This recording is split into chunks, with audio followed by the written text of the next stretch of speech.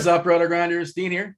That is Dean 7904, the daily fantasy handle around the industry. Hopefully, maybe, possibly, we'll see that name somewhere near the top of some tournaments this evening. We have seen the name Head Chopper before at the top of contests. We have seen the name Kirk Dees at the top of contest as well. Three of us are going to be here for the next hour and 20 minutes. Get comfortable, guys. And of course, we're going to bleed right into. We're going to hand off to Crunch Time. Crunch Time is free this season for everybody. That is Chief Meteorologist Kevin Roth today. Y'all get Derek Carty and the bat, and Kristi is there as well, taking y'all up the lock. Kirk Dees, man, how are things in your world? How has this season started off for you? 6-game slate, by the way, on DK, 8-gamer on FanDuel. Just so y'all know, 635 lock on FanDuel. We'll have the conversation about both, but yeah, just kind of throwing it out there for the people. Kirk Dees, what's up, dude? Hey, what's going on, Dean? What's going on, Chop? Excited to be here. Baseball has been tough so far. So I smashed an early slate in the beginning, like maybe on the day 2. I got a little overconfident from there, and I had a couple rough slates, but we're here to bounce back tonight. This baseball season has been kind of weird so far. Yeah, full disclosure, I've stunk up the joint, but that's, small sample size, yada, yada. And the other part is, predictability and the high variance and all that. And I'm sure you've done this before, Kirk Dees, because nobody is more well-researched than you are. You can break down the slate from all possible angles. You can study every single pitcher, study every single lineup, and you can be at it for 6-7 hours right up the lock in baseball and score dead last. You could score negative points. And it's not like you did anything wrong necessarily, but that's just how it goes. And yeah, you just kind of got to roll with it and, get back at it tomorrow and trust your process and all that. But that's kind of how it's been going for me. How about yourself? Go ahead. I had Patino that night where that was rough. There were people on Twitter saying that you were a complete moron for even considering rostering that Jesse dude, he's the smartest guy on all of Twitter. I love the people that are just never wrong and know everything. And it's easier when all the information and the facts are out after the fact. But yeah, you got to love those people. Funny, this segue into Head Chopper. Funny story here. Is he a big know-it-all, Head Chopper? No, the know-it-all on Twitter once came at Chopper. Chopper could tell the story, but then Chop vindicated himself by just taking down another Millie Maker. So I don't think he can say much anymore. Chop, you got anything to say about that? What's up, Chopper? Yeah, what's up, Dean? What's up, Kirk? How's it going, guys? I don't really have much people. People are always,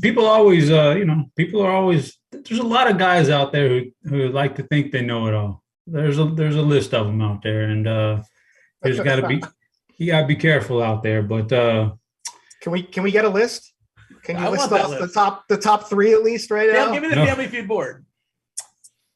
Know-it-alls. Well, I don't bracketologist. I wasn't even thinking about him. No, I know where he's going. I know where you're going. He's not number 2. That guy's not that bad though. But there's a lot. The sad part is, Dean, is that's what they thrive on in life. So let them have it. I'm not worried about it. We're gonna get it. You maybe I lost my train of thought. I had something good I was gonna say, but I don't know. I guess we'll get to some baseball today. Oh, you asked me how my years went in baseball so far. Yeah, pretty bad. Definitely nothing good, nothing exciting. But you know what? I'm cool with that, because just like the players, it's like shortened spring training. I don't think projections are very accurate right now. Nobody, like some of these guys are going 4 innings and they're really stud pitchers, who are, 2 months from now, they'll be throwing 6, 7, 8 innings. So we just kind of got to deal with it early and don't go overboard. It'll all settle in. And I was just thinking before the show how a guy he can have a month where he just crushes it, 20 home runs in a month. We've seen Edwin and Carcion done that. And then he'll have a month where he does nothing at all. He's just the worst. That's just the way baseball. But in the end of the season, you'll see that most of the time they kind of regress to the mean of what their career is, So we'll all get there. We'll all get there eventually, even if it's a rough first few weeks. What a random dude to pop in your head. Edwin Canar, did he actually have a month where he had 20 homers? He had a month a few years ago where he busted 20 homers and he was pretty on fire. But guys get on fire, Dean, right? Guys get on fire, and some A random dude I was thinking last night, Todd Van Poppel. Whatever happened to Todd Van Poppel? He was like the number one pick for the Oakland A's, like mega prospect, 1989 or something like that. He blew his arm out, like a lot of those guys. Remember Ben McDonald, Brian Taylor? Yeah, Ben McDonald. I'm showing my age to some Team people. USA Olympics. I remember Ben McDonald. Yeah. Ben McDonald. He's now actually the color analyst for Baltimore. He's in the booth now. Ben McDonald. Taylor, the Yankee prospect, was like when I was back. We were talking sports cards very briefly before the show, and I was dealing with sports cards back in the day. Like that was a hot commodity. Him and like Greg Jeffries, Chop, you old for Greg Jeffries. Remember him? Oh yeah, Mets, right? Yeah, Mets, and then the Cardinals, and then he just sort of phased out really quickly.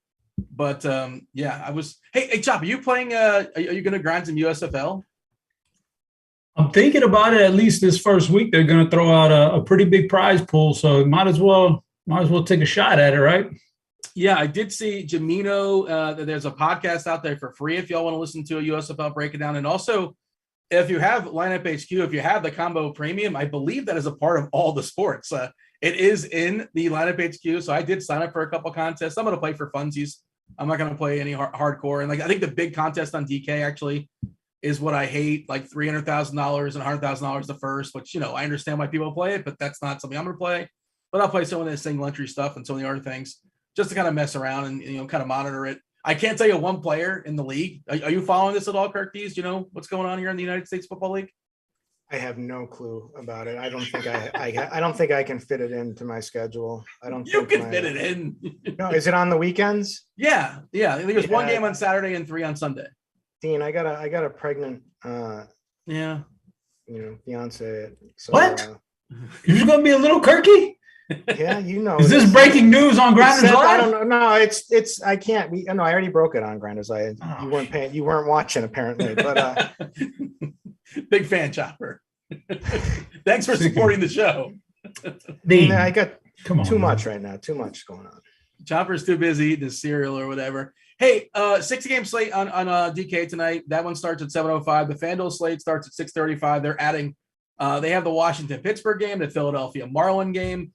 Before we kind of, we're going to talk about the pitchers. We're going to talk about, position by position. We'll talk about stacks, all that good stuff. We'll talk about whatever y'all want to talk about in the chat. If you guys are watching us on YouTube, producer Steve's going to compile whatever questions they're throwing I'm happy to ask these guys end of the show, whatever y'all want to talk about. And, more specifics, the better. If you're brand new to MLB DFS, if you want to ask like a quote unquote dumb question, it's a great time to do it. And there are no dumb questions right now. If you're just curious, like we say things like just like stacking and what's a stack? What does that mean? If you don't know, we're happy to elaborate. Any questions y'all have, fire them in there. The old YouTube, of course, we're active in the live stream chat channel on the Rotogrinders Discord, rotogrinders.com/Discord live stream chat. But I want to have this conversation, Chop. This is one of those slates, and we talk about baseball and the high variance and the absolute worst hitter in all of baseball that's holding a bat this evening. Just name your guy. I don't know. You could just say Johan Heim could be the biggest scoring player on the slate. There's no way of predicting that. And that's just the goofy variance of baseball. And it's pretty clear what the good stuff is on this slate. It's a core slate. And then you got the Dodgers against Cincinnati and what amounts to basically a bullpen game. And then everything else is just sort of there. And the pitchers are pretty obvious too, especially if you're playing on DK where Ohtani's too cheap. You can pair Ohtani with Bueller and basically get all the bats you want as well. It's not hard. Everybody else sees that. So Chop, how are you handling this? Because it's we're going to break it all down, but a lot of it's just it's kind of obvious until weird baseball things happen. And then it's, not necessarily obvious. Well, Dean, it's baseball. So there's really nothing ever obvious. You know what I mean? There's basketball is clearly can be obvious. And even football, that's pretty obvious. But baseball, there's never an obvious. I mean, all you got to do is go back every year and try to rewind social media, DFS social media every time teams play in Colorado and crap out, right? And it's so many times every year. It's just over and over. It's just constant. So no, there's never anything. I don't ever treat anything in baseball like it's obvious. And I think that's the best thing to do. Don't treat anything like it's obvious because there is no obvious. There is no, like you just said, let me pull up real quick. Let's take Mike Trout against Dane Dunning. Sounds great. You know, Mookie Betts even better. You know, Mookie Betts at home tonight against Sessa. Yeah, there's a is there really that much of how much of a chance is it that Mookie Betts goes off and that Alcides Escobar doesn't, or vice versa, right? Like those two could be very interchangeable. It's baseball. It's not like LeBron James versus Tony Snell. Like we know 999 times out of 1,000, well, it might be 1,000 out of 1,000. LeBron's going to outscore him, right? But baseball, it's not like that. So I don't treat anything like obvious. I don't really worry too much about chalk and not chalk so much. There's really not, you know, unless it's a pitcher, there's really not that much chalk in baseball per se. And if there is, then if it's overwhelming chalk, that's a guy I can definitely be underweight on or not have it all. So I'm not. There will be tonight though, because especially on DK, where you only have 6 games and you have the Coors and you have the Dodgers, and it's easy to get them in. Arms are more predictive than bats as well too. And like you're right, like the Tony Snell scenario is perfect. That's kind of what I was talking about. Tony Snell is essentially Johan Hein, and but Snell's never, like, there's under no scenario basically is he ever going to be the best player in the slate, but Heim can be theoretically, and there's no way of assuming or predicting or guessing.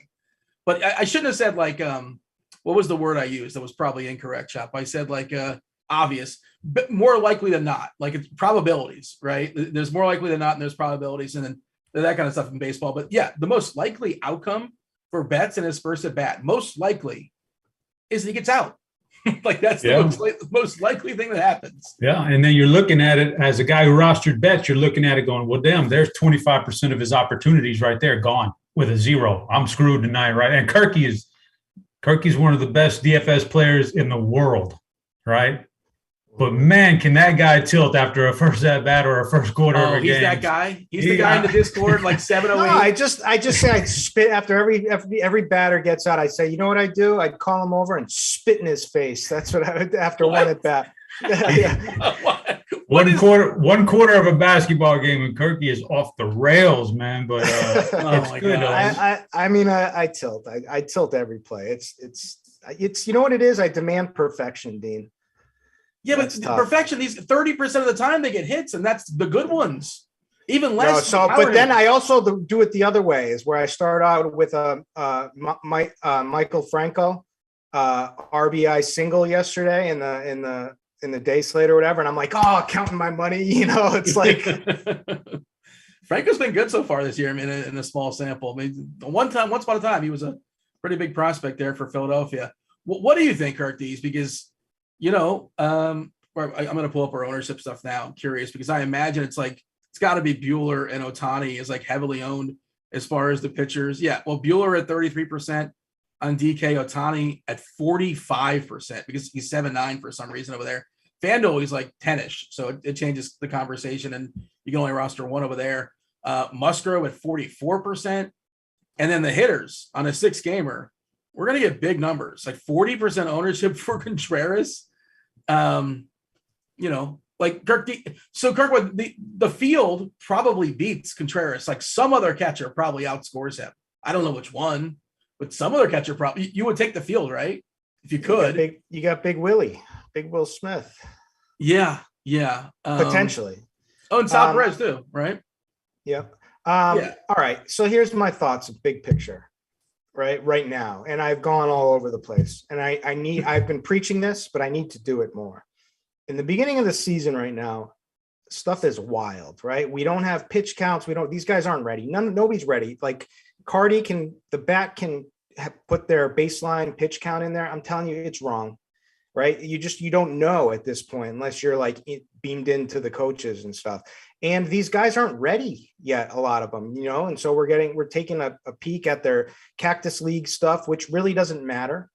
And because they're only throwing 3 quick innings, and some of them go out there and they work on one pitch, you know, and they're trying to develop that one pitch, or, you know, there's a million different variables. But so basically the keys to a lot of the slates so far is just taking the chalk and flipping it on its head. You know what I mean? Playing Oakland A's against Patino that night, and you're at 1%, like and it's smashed, right? Like there's a lot of different scenarios like this. So I think it's extremely high variance right now. It'll start to smooth out as we get going and as we know more information. But yeah, as of right now, to start the slate, I mean, I'm big on Shohei this season.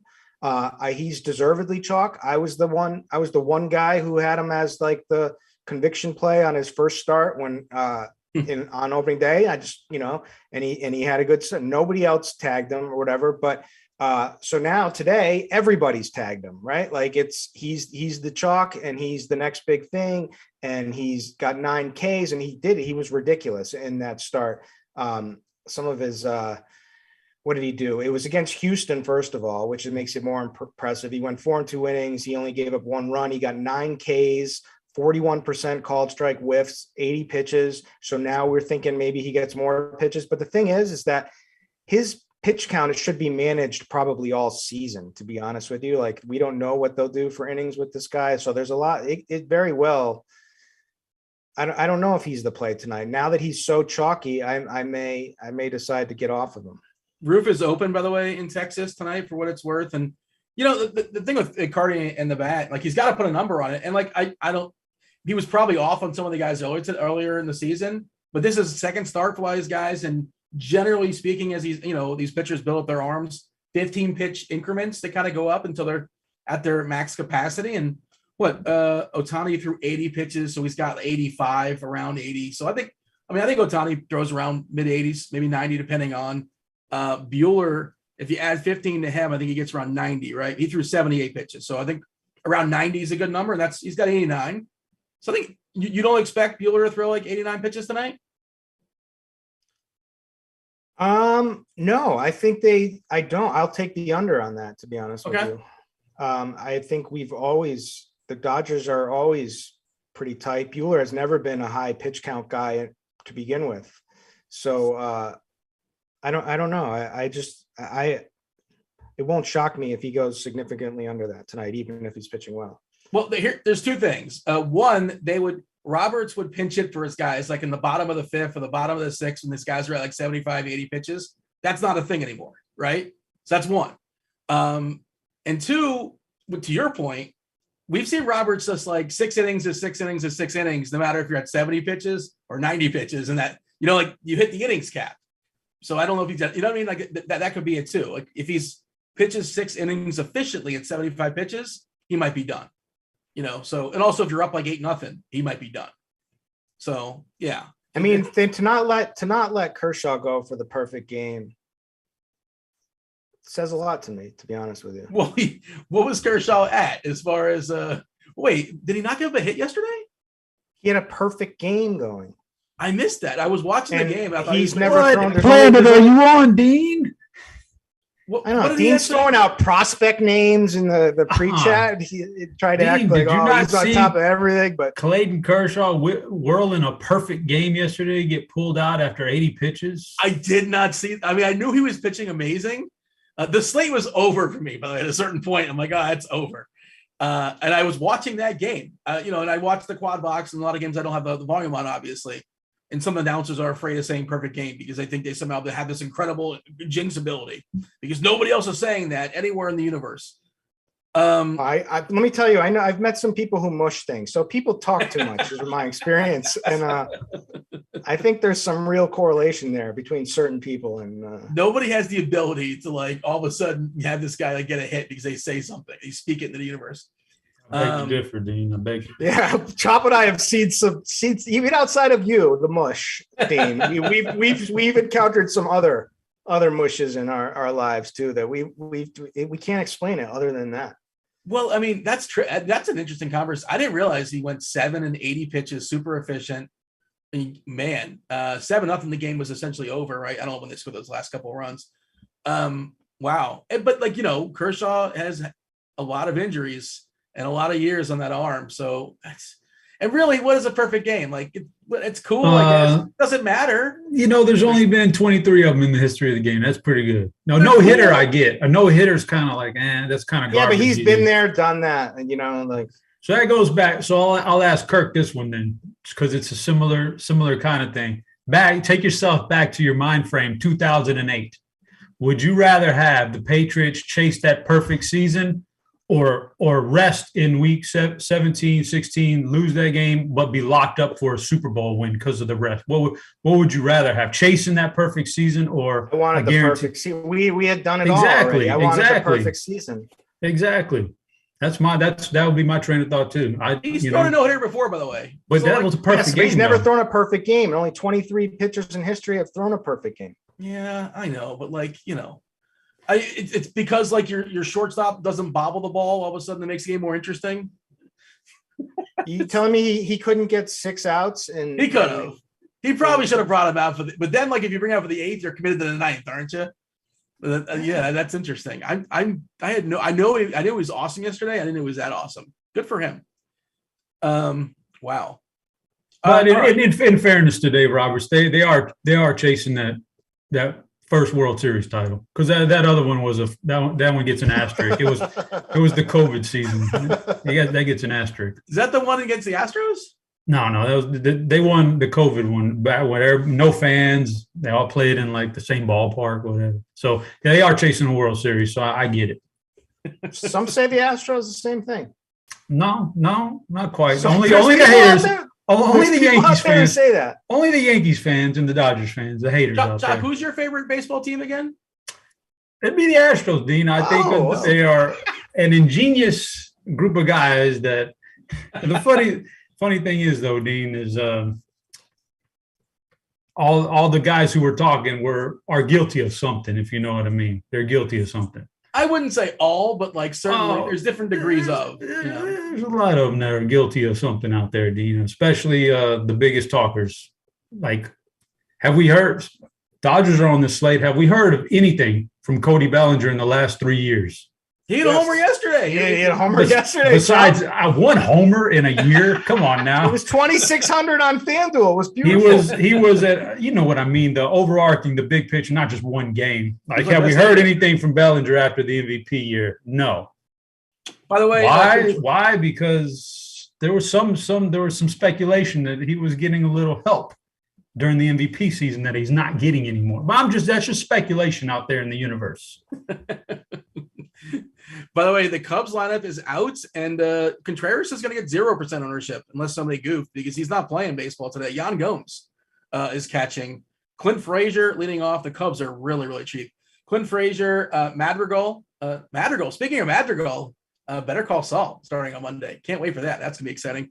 Jonathan Villar batting third. I like that. Schwindel, Suzuki, who looks awesome so far. Hermosillo is batting 7th, Gomes batting 6th, Happ batting 8th, and Wisdom 9th. That's interesting. They're bearing their power hitters. Okay. All right. So adjust a little bit as far as the Cubbies. Man, Clint Frazier is 2.6. This is what I'm talking about, Chop, and it's not even a great lineup. And Freeland's what the hell? Let's stop right here for a second. What the hell are the Cubs doing? This is like Joe Madden. This is like Madden work. It's a weird lineup, isn't it?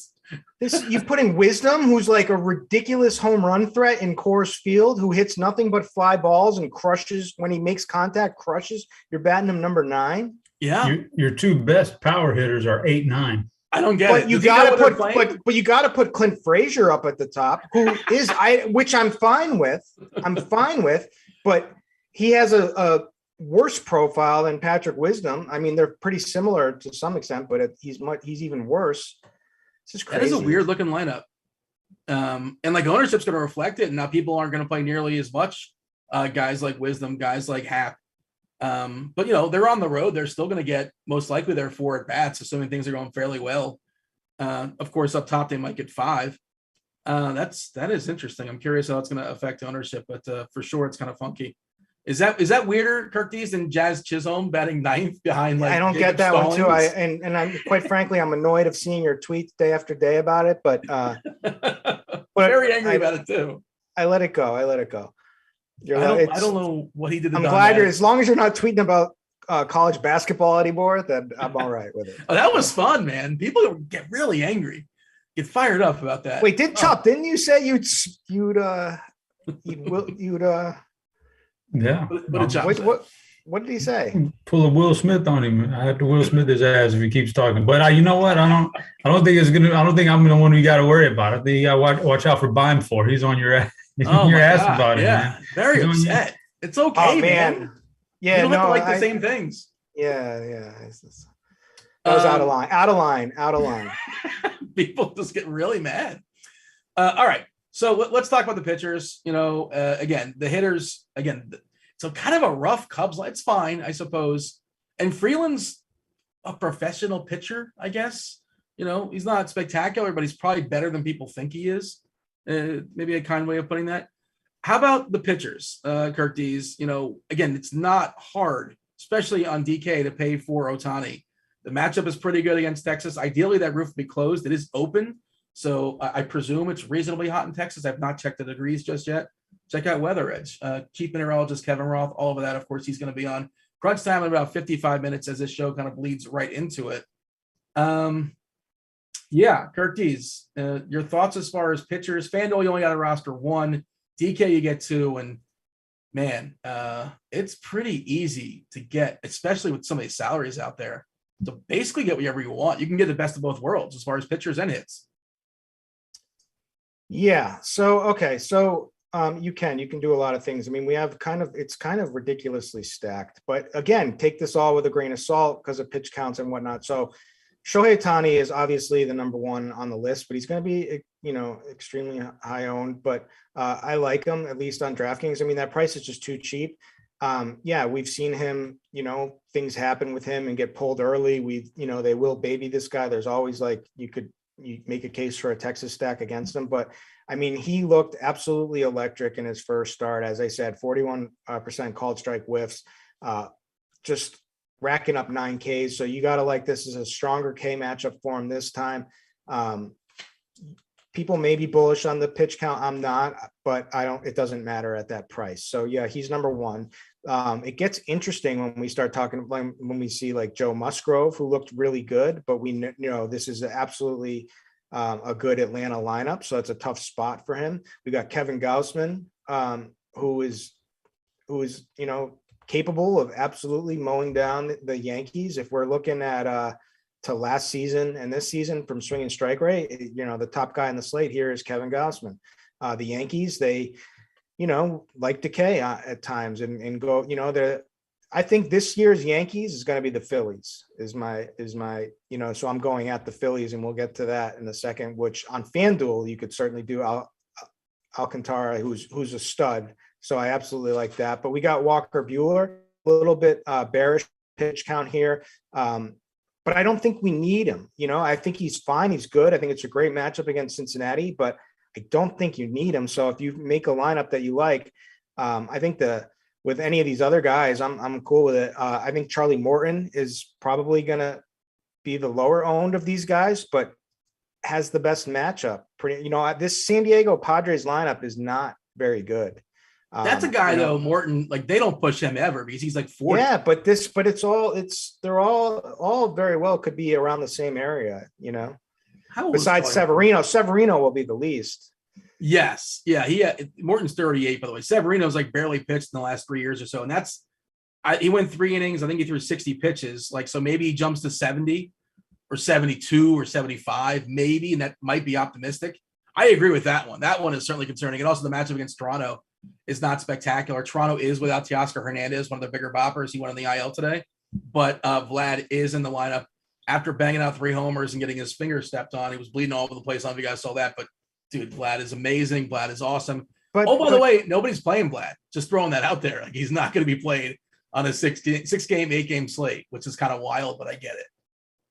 I mean, and that's the thing. Everything's been flipped upside down. Last night, one of the top pitchers, Garrett Cole. Well, you can have is he still the top pitcher without the sticky icky that he got, in the Astros regime? I still think he's a top pitcher. But yeah, and then Vlad, triple dongs. But Charlie Morton threw 78 pitches. What's the difference between him and Ohtani's from pitch count tonight? No, they're probably about the same. They're probably going to throw somewhere mid-80s. Depending on how things are going. I think that's reasonable. I would agree with those two. My low-owned guy, the guy I really like, that I think is sneaky, and there's obviously variance in this play, but Casey Mize, 7,100 against KC is an offense. Who's an offense I'm not very high on this season, regardless of Bobby Witt. And interesting story. You know about those candy NFTs from the MLB, the top shots of the baseball candy? I tried to get into the baseball NFTs and I couldn't figure out how to get in the marketplace. Wow. Well, we missed it. I couldn't figure it out. We should have never gotten involved with Top Shot. And we should have just been involved in candy. Regardless, I bought a $50 pack a couple months ago, and I got a Bobby Witt Jr., kind of a rare one. And I got an email announcement yesterday that it sold for $1,999. And there was still one available for $1,100 cheap. I have no idea why it sold, but it did. Anyway, but you sold yours? You're talking about? Yeah, I sold it. Yeah. Did you even put it in the market? Did you put it up for sale? I've had it sitting there at night, $1,999 ever since I bought it. But the going price had been around $1,000 for it, and someone bought it. And then I was like, oh no, do I have his jersey number? Or something like that. And nope. And you could still buy a cheaper one of the exact same thing. And nice. I have no clue what happened, but I'll take it. But anyway, Casey Mize is my guy tonight for the low owned stuff. Okay. So he did not pitch well in his first game there, but here's the thing that I've been following this guy in the off season and whatnot. And, he's a talented young guy with a good arm. Yep. Great arm. He's going to come around. He's also been working on a new splitter, which is supposed to be which was extremely well in one of his Cactus League starts. Didn't work out in the first game against KC, but it will work out soon, and he's going to have some big starts. And so he has this mantra as he's not a K guy, because we haven't seen it so far, really, right? But I think I'm really bullish on him this season. I think that's going to change soon, and today seems like a perfect slate to go after it for 7,100 at low ownership. So that he's my cheap guy tonight. It's interesting you say that, because my favorite team probably away from the Dodgers and away from Coors is possibly the Royals. Love it. Love to hear it. Love to hear it. The wind's blowing out at 10 miles per hour. It looks pretty good from a weather edge perspective. It's not obviously a great ballpark to hit baseballs in, not a great home run park. And I don't freak out over a 22 game sample is what we have in weather edge, but I'm trying to think of pivots and places to go, and that's one of the spots. And Mize, I'm not sure if he's figured it out. We'll see. Yeah, no, he may not. He may crash and burn again. But I'm ready for the ride. I'm ready for it. Chop, what do you think, Mize? No, I mean, Kurt gave you the breakdown. What more can I add? You might have a different opinion. Mize, I know he's a good prospect. So I get it. I'm pretty neutral on it. I don't think KC's all that great of an offense, but I think he's fine. So if I was, you asked me to twist my arm, either stack KC or take Casey Mize, I'd probably go with Mize, but it's pretty close. But I do have some pitchers I like. I have a few other pitchers I do like. Go for it. Yeah, I mean, I think I'm ready for pitcher tonight, because I read Uncle T's article today, and that man's been around sports for his whole life, and so he's got me pointed in the right direction here. I'm going to start off. Okay, I'm okay with Walker Buehler if you're ready to pay up for Walker Buehler. In fact, on FanDuel here, we're probably going to get him at less than 15% ownership because of the price tag. There's a chance he's clearly the best pitcher on the slate. There's a chance that happens. And if I can get some low ownership on that, I'm good with Walker Buehler. I like Kyle Gibson. I know he's, hasn't been much of a K guy in the past, but I'm willing to take Oakland sucks. Don't get me wrong. He played Oakland game 1. He struck out a bunch of them, right? Yeah, he still went 7 innings and 10 Ks against Oakland. So Miami's better, but by how much? They're batting their best player, Jazz Chisholm, down at the bottom of the lineup. And who's that now? What? Isn't Jazzy down at the bottom of the lineup? Jazz is, yes. Okay. Well, that's good for Kyle Gibson. So, it's good for Kyle Gibson. And I'm willing to take a chance on that one. Third in line for me, y'all already mentioned it, but love Alcantara. In fact, I've got both the Miami offense and the Philly offense X'd out of my MME tonight. I don't want either one of those offenses. I'm gonna load up on those two pitchers. I think Alcantara is like, man, if you have a favorite team, this is the guy you were hoping Miami would, pawn off and try to like get rid of because they didn't want to pay a big salary or something, because this guy is really good. Wait a year or two, it's coming. I don't know, man. I think they're ready to lock him up long term now, but he's really good. So I like Kirk said, like the names on the Philly lineup are great, but man, they strike out and they can go cold and get shut down. And I've seen enough to know that we can play pitchers against them. And then my guy on the out that's not going to get any ownership. In fact, probably less than 5% ownership, even less than that, on FanDuel is Gaussman for the same reason. Yankees strike out a lot. There's nothing. This guy could go out there and pitch well tonight, and it doesn't matter who's out there against him. He's gonna do really well. And the Yankees just happen to be a team that strikes out a lot and not super. I mean, that's why they'll probably never win a championship with this kind of a lineup. It's so all or bust, and you're just not going to do it. So give me some Gaussman. Yeah, Sandy Alcantara, pretty solid as far as the Ks, 23%. Walks at 6.7%. That's really solid as well. Good ground ball guy, 52%. The Philadelphia lineup today is it strikes out a good bit. You fire up the old plate IQ, 24% collectively versus righties. Top of the order, Schwarber, big power bat, but he'll strike out plenty at 27%. JT Realmuto with his 27th game of revenge against the Marlins. He strikes out as well. Good hitting catcher, obviously. Rhys Hoskins strikes out. Bottom of the lineup strikes out as well. So there are some Ks in that lineup. As far as the Yankees today, you kind of mentioned that that's two good pitchers, two good arms. It's tough to play Severino just because he, you really, amongst the leashes, he's probably got the shortest one amongst the guys we're considering rostering. And it's hard to even look at his sample sizes because we haven't seen much of him at all in the last so many years, but he is electric. Curtis, you're talking about electric. When he's on, that guy looks awesome, but he's just never healthy. And who knows how much they'll push him. In Toronto, pretty good lineup, obviously, and they don't strike out a ton either outside of what Zimmer at the bottom of the lineup, but 19.5%. Not a lot of the Ks there. You mentioned Gaussman, Chopper, 29.4% as far as strikeouts. That's a really strong number. The Yankees a little bit more contact heavy this year, having Rizzo for the entire season. Donaldson doesn't strike out a ton, 20%. So, that's not a crazy number, but of course Stanton's lurking, Gallo's lurking. Those are the all or nothing guys we're talking about. So there are still some Ks in that lineup. I think there's one more we should at least acknowledge before we move on, especially on DK. I was seeing he had a big ownership. We were talking about him Joe Musgrove versus the Braves. Braves tough lineup, obviously. How do you feel about Musgrove, Curtis? And he's an interesting pivot. If you just want to do like a straight pivot away from Ohtani, I think you can do that.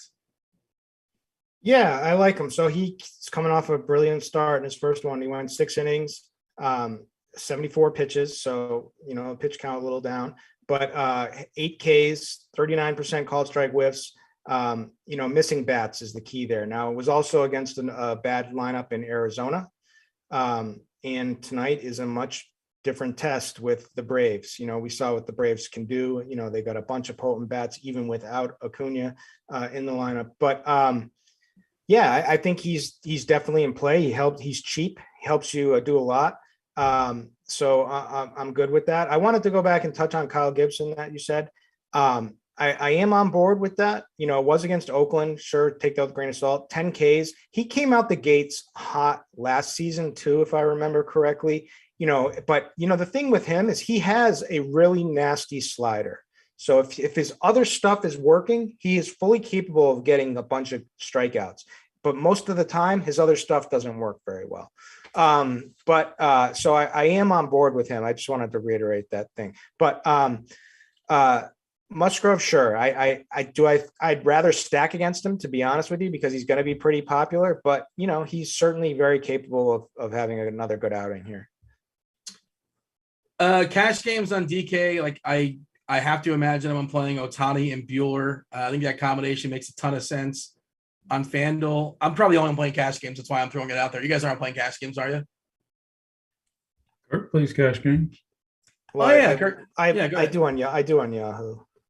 Have you settled on something on Yahoo? I'm not playing Yahoo today, so I don't know how loose or tight their cap is. So for pitcher, do you know where you're at? Yeah, I mean it's probably going to be Ohtani, Bueller, It's pretty easy to do. It's always pretty easy to do. You can play Musgrove, but you don't get much of a discount there. Severino, there's a nice discount, but the pitch count obviously is a problem, and the matchup. So I think that you just take the Ohtani, Walker Buehler for the easiest route. I may play a Severino lineup on FanDuel, but you're begging for 5 innings. Like, he's got to be crazy efficient. I suppose there is a world, but he's got a significant discount over there. That's why I think he's kind of interesting. I won't play him anywhere else. But all right, let's talk about the bats. Let's talk about stacks before we do that. We're going to go around the horn, obviously. But and we've sort of talked about it, while talking about pitching, Chop. But do you have some stacks you're honing in on tonight? Oh, we're starting off with stacks here? Yeah, we're going to start with stacks, go around the horn, and we're going to kind of round. There's probably going to be a lot of love out there for Colorado, maybe some Chicago too, and the Dodgers. I get all that. So just kind of going off the board, looking at it, who do I like that's kind of off the board that hasn't been mentioned a lot today? I would say Detroit. Detroit, as a guy who's watched Zach Greinke for several years now. Nice first start, okay? He survived, but he still only struck out one guy, which is in line with what he was looking like at the end of his Astros tenure. He just doesn't have a lot anymore left in him. So, and I think Detroit is a formidable lineup. I don't know if this is their best version of that lineup tonight, but I can get behind, especially those top 4 guys: Meadows, Shoop, Baez, and Candelaria. And if you want to go a little mixture into the bottom of the lineup, Torkelson's not bad. And he's been scuffling. He's a rookie, but a lot of hype on him. Didn't he hit a home run yesterday or something like that? Yeah. So he's scuffling into home runs is what you're saying, Dean. But I think Detroit's okay. I think they got some power in the lineup, and I think Zach is probably getting a little bit too much credit right now. So that's my off the radar stack. And you can mix it in with the chalk stuff up top, and that's fine too. You don't have to be completely contrarian to win. Yeah, Casey Mize, the second worst strikeout pitcher on the slate so far. We're talking about last year. The only guy worse than him is his opponent. His opponent is Zach Greinke. But Greinke's got a lot of guile. He's got a lot of savvy.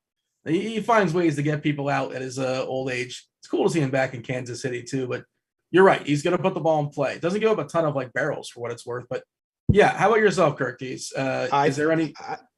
Chop stole it. No, he didn't steal it. We're on the same page with this one.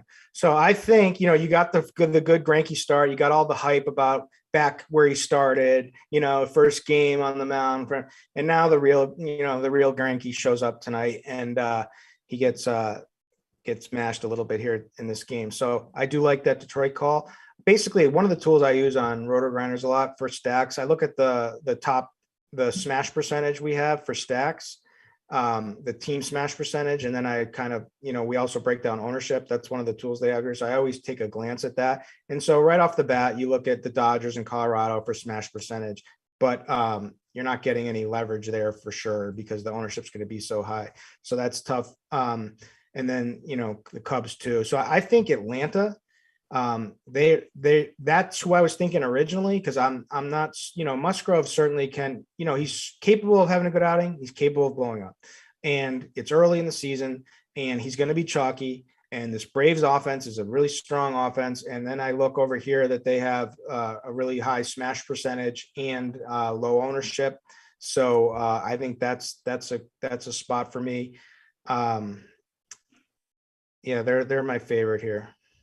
It's funny how it works. The Braves were like the big chalk team for several days, and now all of a sudden completely ignored.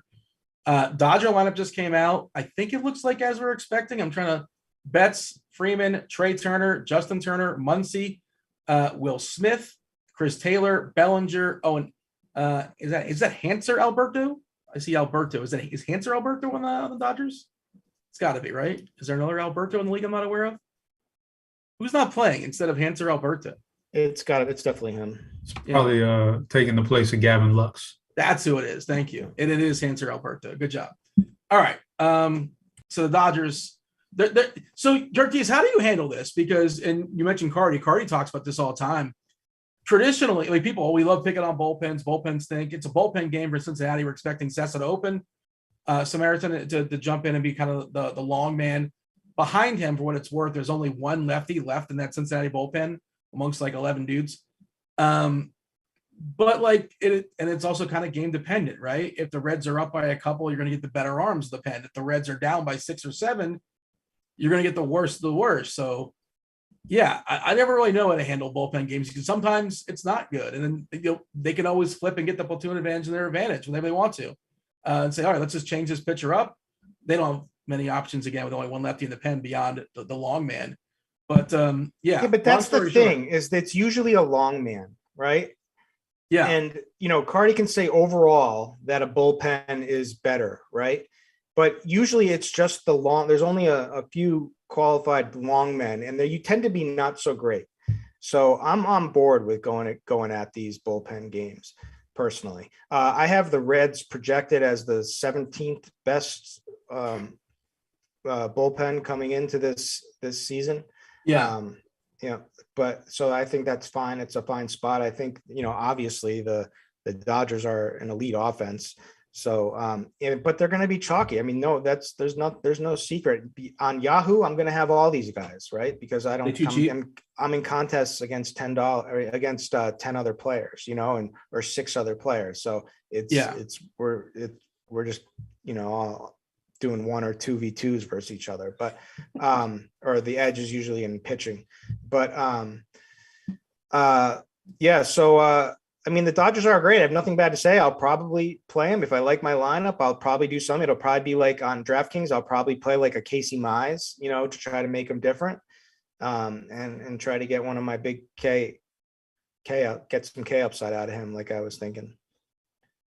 Yeah, Reber San Martin's going to be, I don't know how long he's going to go, but yeah, it is sort of tricky because like if the Dodgers are up 7-2 in the 4th, you're not going to see their closer. You're not going to see better guys. So it's like, it's hard to just like put a number. Hard to quantify. Yeah. Because a lot of it's case dependent on how the situation's going, and you're not going to see. And I know we tried on Plate IQ. I never really used it. Have you ever used it? I know there's like, isn't there like an option? It's like a 5-run lead. Yeah. The bullpens when the leads, and then like it's a good effort. Like I don't know. Yeah. It's tough. But like I get what they're trying to do, and I appreciate the effort, but I don't know. Do you know what he's referring to, Chopper? What are we talking about? So there's like a tool under Plate IQ, right? And talking about bullpens under premium reports. Geez, I haven't dug into this at all this year, to be honest. Yeah, I don't even know if it's still there, to be honest, but I'm looking for it now on the fly and I can't find it. There's Plate Discipline report. And like, Bo, you're talking about teams against sliders. Is that, or like sliders being, do you look at that? Is that what you're digging into to find your stuff? No, I mean, I definitely look for a starting pitcher. I mean, the key is an electric fastball with a really nasty slider, and you get massive strike. Like there's a repertoire of like pitchers that I look for, and so slider is like one of the most important pitches for strikeouts. So yeah, I do look at that. I don't really look at it like this batter against the slider, because if there's so much variation between somebody who's good and bad, and there's also, and also for hitters as well. So it's tough. I don't look at it if that's what you were saying. Like this guy hits 390 against the slider, And a lot of times it's like 15 at bats, and it's like I don't know what to do with that. Like that's I hear people quote it sometimes, and I'm like, yeah, who was big on that? Chop used to sub to a site, Moon Rocks or something. They were big about that. How did it work out? Well, the site went under, so I should tell you something. Okay. Yeah, I don't know, man. I tried. I think there's interesting stuff, but like I don't know how much of it is real and how much of it is not real, and that's kind of bleeds into the whole BVP conversation as well too, which I think certain guys see certain pitchers better than you'd anticipate. Like that's just natural. Certain arm angles, whatever, some guys have gyration, some guys don't. Some guys are quicker, a big leg kick. You see the ball cleaner coming out of the arm, but I don't know what kind of conclusions to draw for like 15 at bats. And then I'm also big into like, well, you hit line drives for outs and get bloopers for hits, and how do you quantify that in BVP? Yeah. Chop, you're team BVP, aren't you, Chopper? I think you are. I've always said I think it's a nice tool to add on to whatever you're doing. Just Like, yeah, I'm not sitting there digging up, oh, this guy's got 4 at bats and he's 3 out of 4 against this guy. Oh yeah, I got to play him. No, I mean, but if there's a bit of timely history, like recent history, and there's a little bit of a sample size, I don't mind. The main thing I'd look for, similar to what kind of Kirk's looking for, strikeout stuff, I'm looking for how much have you struck out against this guy? I don't really care about the blue pits or all that. How much are you seeing? How much are you striking out? And only 16 at bats is fine. But if you've never struck out against a guy, if you're constantly putting it in play and things like that, then I think there's something there. So you got to be very particular. But I think with baseball, you better be pretty particular with everything you look at, because there is no one thing that defines, this is going to make for a successful night or not. That just doesn't happen like that. Yeah, that's kind of what I was saying before. You think you have it all figured out, but then like the games play and, you sim it 1 in 1,000 times. In this simulation, like you're just so far off the board, you miss so badly. Yeah, and even if you catch it, though, you think you're smart, right? But it was just dumb luck. Yeah, well, sure. You got a victory lap it. Yeah, look at me. I got a big brain. Look at the brain on bread. But yeah, I agree with Chop as far as the thought process of, who controls the at bat. If you control the strikeouts versus walks, and I look at exit velocity too. Like, give me a big enough sample. If you're hitting this guy hard, if you're not striking out, if you're drawing walks, I assume you're seeing it better. But that's especially if you're a strikeout guy at the plate and you tend not to strike out. And all right, let's go around the horn. Let's talk about our favorite players at each position. Of course, on FanDuel, you don't have to roster a catcher. You certainly can. DK, they require one. Yahoo, they require one. Kirkies, tell me your favorite catchers this evening. And I guess it's changed a little bit because Contreras is no longer playing in Coors. Now you got Yan Gomes. He's super cheap, though. And then, you want to spend up. You got yourself some Sal Perez against War Eagle Casey Mize. Yeah, so Diaz for Colorado is an obvious choice there. He's priced pretty cheap with a more than playable lineup spot at number 7. Anything better than 9, batting number 9 with a catcher, it's like, oh baby. When you get 7th or 8th spot, you're like, oh yeah. You're gonna love Tyler Stevenson. Yeah, I know. I mean, obviously, I've played that guy for forever. And sometimes it worked. I mean, you get that nice number 4 spot, and then he's got massive arms. He looks like he's all right. Anyways, Diaz would be up there for me. Sal Perez is obviously, you can play him, even though I like Mize tonight. I'm fully aware that Mize could not put the kind of performance I'm hoping that he does tonight. So Sal Perez is obviously, the guy just is still crushing baseballs. He's, had a double homer game already the other day. Obviously in play, you got Mitch Garver with a nice lineup spot too, against my boy Shohei. It's all about just, the catcher's not like the biggest deal usually. Will Smith is a big deal tonight because he's in a good spot. He's a good hitter. He's even playable on FanDuel, which is, normally we're not playing any of these catchers unless really trying to get sneaky. Alejandro Kirk. Those are the guys. I don't have a strong opinion. It's just kind of whatever fits with my lineup. Yeah. Yeah. Kirk. Yeah. I'm drawn to it. I am. Funny story, Dean. I told you this. I suggested the name Kirkwood for the name, and it's at the point where she throws things at me if I even rightfully so, fully justified. You got to shoot that down. Even Chop will tell you it's a bad name. No, why would I tell him that? Although I had some great recommendations. What were your recommendations? Kirk, come on, tell him I had some good ones, man. I don't even remember, but go for it. That's how good they are. Killer Kirkwood. Killer Keith. I should name him Keith after my man Killer Keith Kirkwood. Oh, that's pretty good. That's some good ones, man. No, it was Kyle. Kyle Kirkwood is now a NASCAR driver or something. Okay, I never heard. I don't follow NASCAR, but all right. It's tend to be names with C or K, so something. But we're throwing a lot out there. She's as I told you, because of 90210, she's stuck on Dylan Brandon right now. This wasn't a good one, but I did sideburns. I did throw one out. I did throw out there Dirk Kirkwood. Yes. I like that. That's pretty good. I love that, but it didn't. I see that. Oh, King Kirkwood. King, King, King Kirkwood. I thought that was a pretty good one.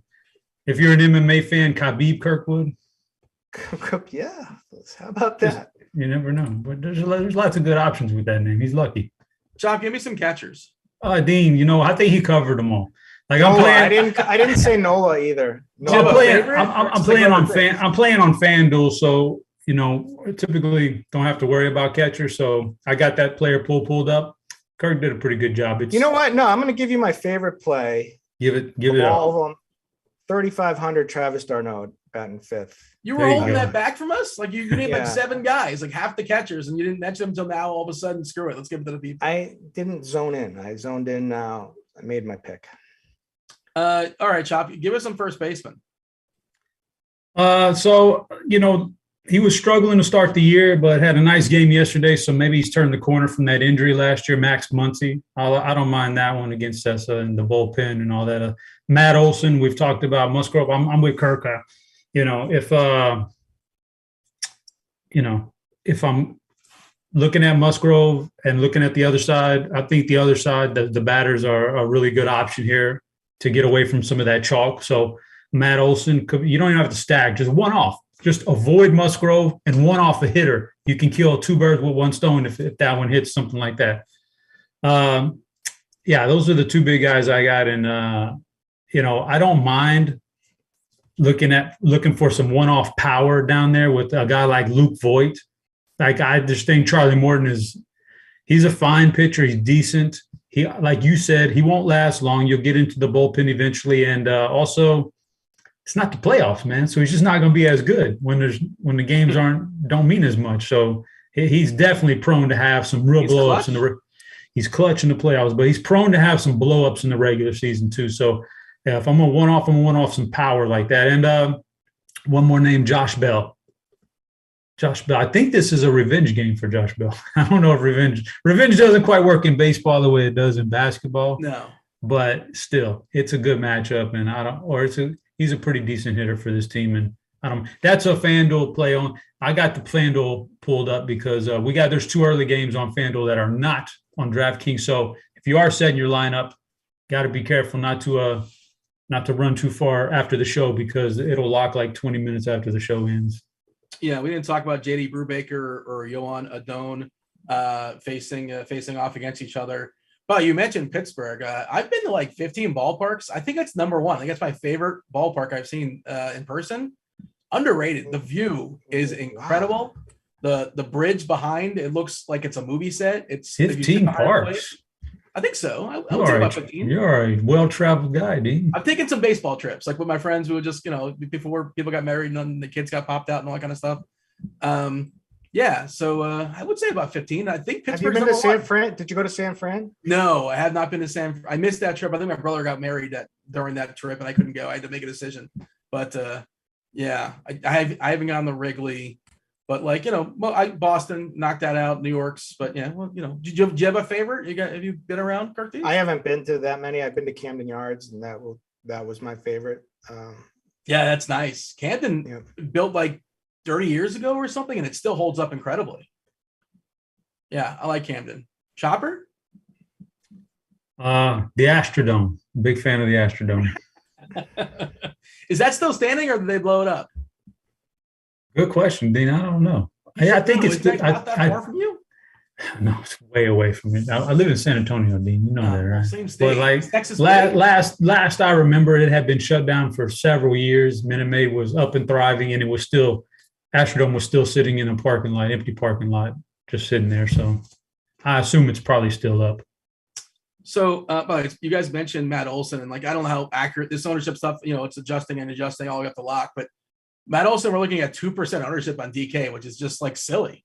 I get why, because you just got to play Connor Joe, who's just crazy cheap leading off in Coors Field, looking at 33% there. Fab Five Freddy is 26%. Crone also in Coors, 24%. Vladdy at 11. Like if you get him at 11%, come on, man. I know we think Severino's solid. That Yankee bullpen's good too, but man, there's definitely some good opportunities for tournaments taking advantage of some of these some of these expected ownerships. Let's talk about second base, keystone position. I'll let you go, Curtis.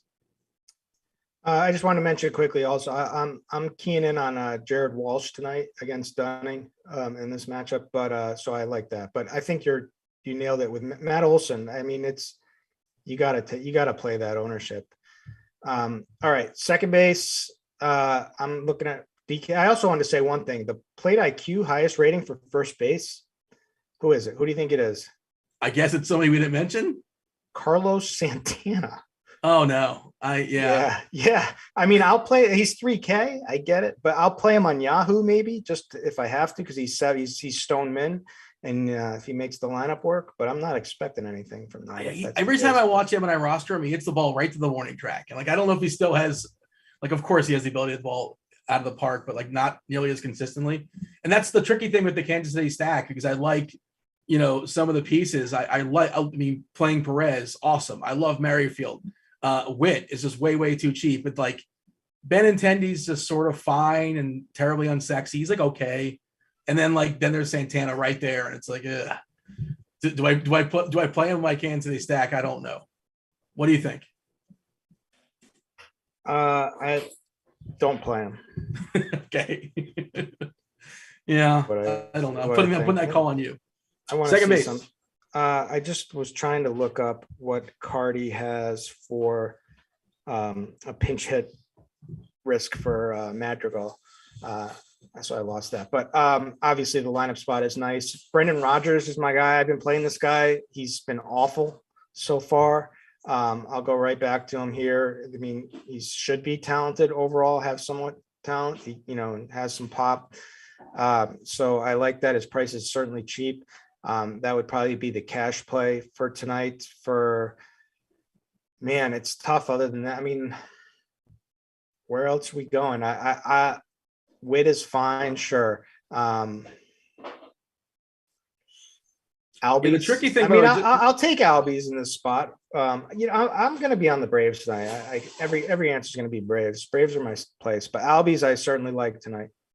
So Freeland, the lefty starting for Colorado, there's only one lefty in that bullpen, Ty Block, and everybody else is a righty. So very, very, very likely once Freeland's out of this game, we're flipping everybody on the Cubs side for what it's worth. So if there is a lefty platoon guy, Jason Hayward, I'm trying to think of the Cubs bench right now. I'm sure I'm missing somebody. There's got to be somebody better than Jason Hayward, I think.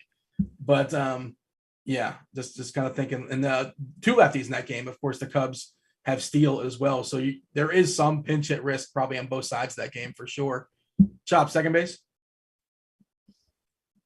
Yeah, so we covered some, but some of these guys I already mentioned, Javier Baez and Jonathan Shoop, whatever the name is, against Greinke, especially Baez. Like, what is Baez's biggest Achilles heel as a batter? Dean, he can't hit the ball many times. Yes, the strikeouts, right? But Zach's not going to strike very many people out these days. So, two worlds collide. I think Baez gets the best of it.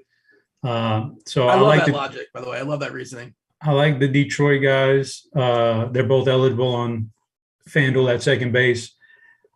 So there's going to be a lot of chalk at Coors Field. Some of it might even be Chicago, but one guy who has lower numbers ownership wise is Ian Happ, because he's going to bat in the eighth. Nobody loves touching 8-9 guys, right? So Ian Happ batting eighth, like in a cash game, I want all my guys to be batting in the top 4 or 5 of the order. I really don't want to play around with 8-9 hitters, but in GPPs, absolutely, your ownership is far lower, and like if he's just a good hitter, he's just got just as much of a chance as hitting a home run as the guy batting second in the order, but especially with this particular lineup. So Ian Happ, batting eighth, lower ownership because of that. Lower ownership because lefty on lefty. I'm fine with that though. And I know this pitcher is good, and Kirk talks about him, but I think Alberto Mondesi is a really, really good young player. So like if I'm just taking a crazy chance out there, that'd be my, a guy coming out of a weird spot, but Alberto Mondesi has a lot of talent, and I would take him. And I don't think it's a particularly strong position tonight. Well, just a note, you're talking about 9-hole hitters, and I hate rostering guys in a 9-hole, but I hate it much more on the road. I'm sorry, at home, Because if you win the game like 4-2 or 5-2 and you're the home team and you're in the 9 hole, you probably got like 3 at bats and that's it. If you're on the road, there's a really good, you're guaranteed that 9th inning. There's a really good chance you get that 4th at bat, unless like Kershaw's pitching and throwing like a perfect game or whatever. But I know it's the mouthwash Jonathan Scope, and you said Shoop. Did you happen to see that Shoop on the screen? They were showing like what the players did for Detroit, and there was Shoop and Badu, and then somebody made a fun little salt and pepper reference. I'm sure you remember the song Shoop Badu. Here I go. There it is. Again. There you go. It was, it just when it was just kind of worked out perfectly. There you go. Let's jump to the hot corner, third base. Chop, I'm gonna let you lead on that one. Just same logic as Ian Happ. Give me the power hitter in Coors Field that's not going to get as much ownership as the top of the order guys. Patrick Wisdom, Patrick Wisdom, third base eligible on FanDuel. I can get behind that. Sorry, Derek Carty, but there are lefty mashers out there, and one of them is Chris Bryant. Okay, so let's get some Chris Bryant in our lineup tonight. He's pretty chalky, but sometimes that's okay, Dean. You can eat a little chalk and go different in other places. So Chris Bryant, Justin Turner, batting cleanup. I like that one. And I'm bringing home with a Key Brian Hayes. You want to know why, Dean? Aside from a solid matchup, good spot in the batting order. This is a very proud Houston Texan, Key Brian Hayes from Tomball High School, just outside of Houston, Texas. So give me some Key Brian. And he's also a very talented guy, too. He's good. Yeah, he's underrated because he's on Pittsburgh. Him and like Reynolds are like 2 legit good players for Pittsburgh, just kind of stuck on a bad team. But you mentioned Bryant, and he's in the outfield on DK. And it just to show, we keep talking about like prices of certain players and things like that. Like he's 4.4K on DK. Like Kirk D's like later on in the season or like last year, I assume at some point he's going to adjust. But like Bryant at home in Coors against a mad pitcher, a lefty, is like 6K, right? So like, what is this? He's one of those guys I was looking at like, why is Chris Bryant 4.4 on DK? What is this nonsense? He's a ridiculously easy play. And it's, by the way, just when we were talking second base from DraftKings between second base, FanDuel are like 2 different worlds. Like you have like every option in the world on FanDuel and they're not eligible on DraftKings. But for third base, I mean, Max Muncy is too cheap. I mean, he's way too cheap. 4,300 after almost double dong yesterday. One was caught at, was a kind of robbed. It would have been a double for him off the wall, but almost got a hold of the other one. That was a weird play. Yeah. Yeah. I mean, it was a bad play by what's his name? Max Kepler. No, it wasn't. I thought it was the. I'm confusing my guys. Was it Max Kepler that robbed somebody down the line in Minnesota? God, who did they play yesterday? Did they play? They played. Maybe I'm wrong. And then Grichuk robbed Corey Seager, which was brutal too. I don't know if you saw that play. Yeah, maybe it was Max. I was thinking the Cubs guy who screwed up a catch out by the wall, the Suzuki or whatever. What's his name? Suzuki for the Cubbies? Yeah. So, by the way, third base on DK, Bobby Witt is 2.5K. He's only third base eligible. He's shortstop and third on FanDuel. You have that utility spot as well. So easier to roster on FanDuel. I don't know how much I need the savings, but if I need the savings, I'm okay going there. And again, Bryant, you can throw in the outfield on DK. He's only outfield eligible. So I'm just betting on the talent of Bobby Witt. The price is not adjusted to where he should be. I like VR as well too. Like VR is like one of those guys that's just a veteran and just always lands on different teams, but nice little pop, nice little speed. If he gets a ball in a gap, he can get a triple here in Colorado. We know about the alleys there. And batting third as well too. So that's going to be some decision points for me. I am a fan of VR from a fantasy perspective.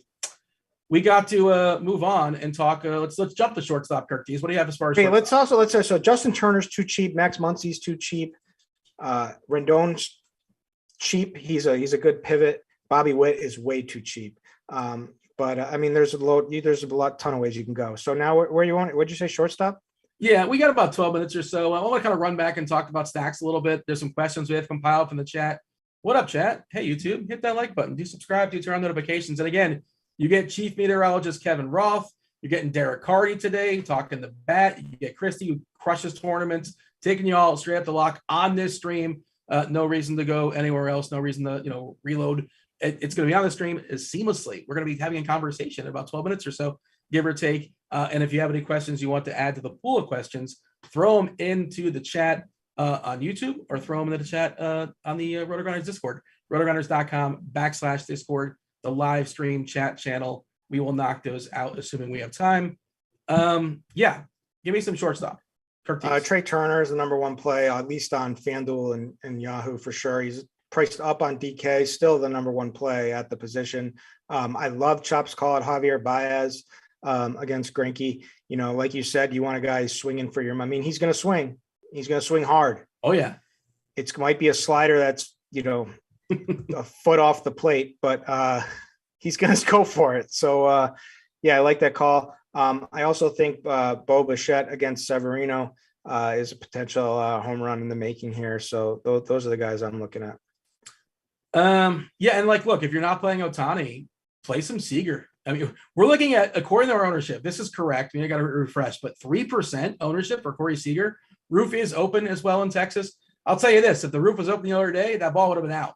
I'm not a meteorologist, but it was like needed one more foot for Gritch stole the ball from over the fence.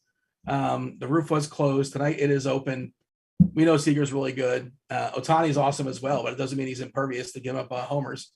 Chop, you have shortstops you like?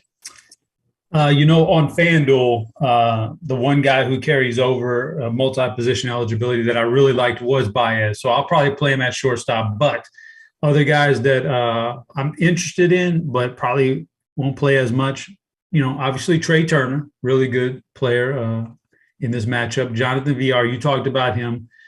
Same game, Brendan Rodgers, lefty on right, righty on lefty in Coors Field. Don't mind that. And then there's Bo Bichette. So some of the same guys that we've already talked about, but the Baez stands out for me. And with that being said, he'll probably go 0 for 4 with 4 strikeouts because he will be, because Greinke will throw him some whiffer balls out of the strike zone and he'll swing it. He'll do that. Yeah. So, but hopefully he gets a hold of just one. We just need him to get hold of just one. Yeah, one of the first people I'm going to put in my cash game on DK, probably on FanDuel too, I assume, is Trey Turner. So clearly much better than his contemporaries. Again, it's baseball. You can go for 4, but on paper, he looks like the best play by a good margin. And it's not hard to make him work. Him and Bryant, Ohtani and Buehler, those are probably my 4 starting points on DK. And those happen to be Dave Potts. Cheese is good. His basically his cast conviction plays, which they make a ton of sense. There's a couple more I think kind of mixed in. Don't want to give away all the goods. Let's jump to the outfield. There are a lot of options in the outfield today, Chop. Again, Chris Bryant, outfielder on DK. I don't think he's an outfielder on FanDuel, or maybe he's third base outfield. I'm not certain. Connor Joe in first base or outfield, I believe, on DK. He's going to draw some ownership just from being in that Coors game, leading off. Does makes a ton of sense. But then you have the talent of guys like Mike Trout, Betts. That Dodger lineup's going to be popular today. Is Aaron Judge going to be ignored? Because we shouldn't ignore him, right? He can bang it off anybody. Chopper, outfielder, fire away. Like you said, there's a lot. You start off with Mookie Betts. He's a solid play. He's got a really great price tag on FanDuel. So Betts looks really good tonight. You actually mentioned in passing Brian Reynolds. I think that's a really nice 1-2 stack, Reynolds and Hayes in the early games on FanDuel that you could play. Coors Field, Suzuki, he's batting 5th. There's a reason why they brought him in and batted him so high in the order. He's actually a pretty good player. So you can get you some Suzuki. I think maybe people will see lefty on lefty, Charlie Blackmon, Steele, lefty on lefty, and maybe he gets lost in the mix a little. I don't mind Charlie Blackmon.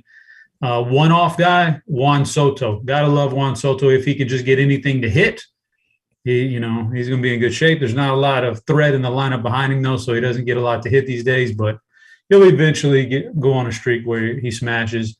One-off, George Springer. All right, the ex-Astro. He's thriving now. He's hot. So I'm not sure I believe in Severino as much coming back from the injury right now. So some of these Blue Jays might be kind of under the radar with a lower team total tonight. I think they're pretty good shape. And then sticking along with the theme of Detroit and kind of stacking Detroit a little bit, Austin Meadows leading off, I think, is a really good option. That was a weird little salary dump there by Tampa, because they didn't even get anybody back. I don't know. I thought Meadows can draw more than that, and he's not even getting a huge salary, like $3 or $4 million or something like that, relatively speaking. Chop, that was kind of weird, right? Maybe.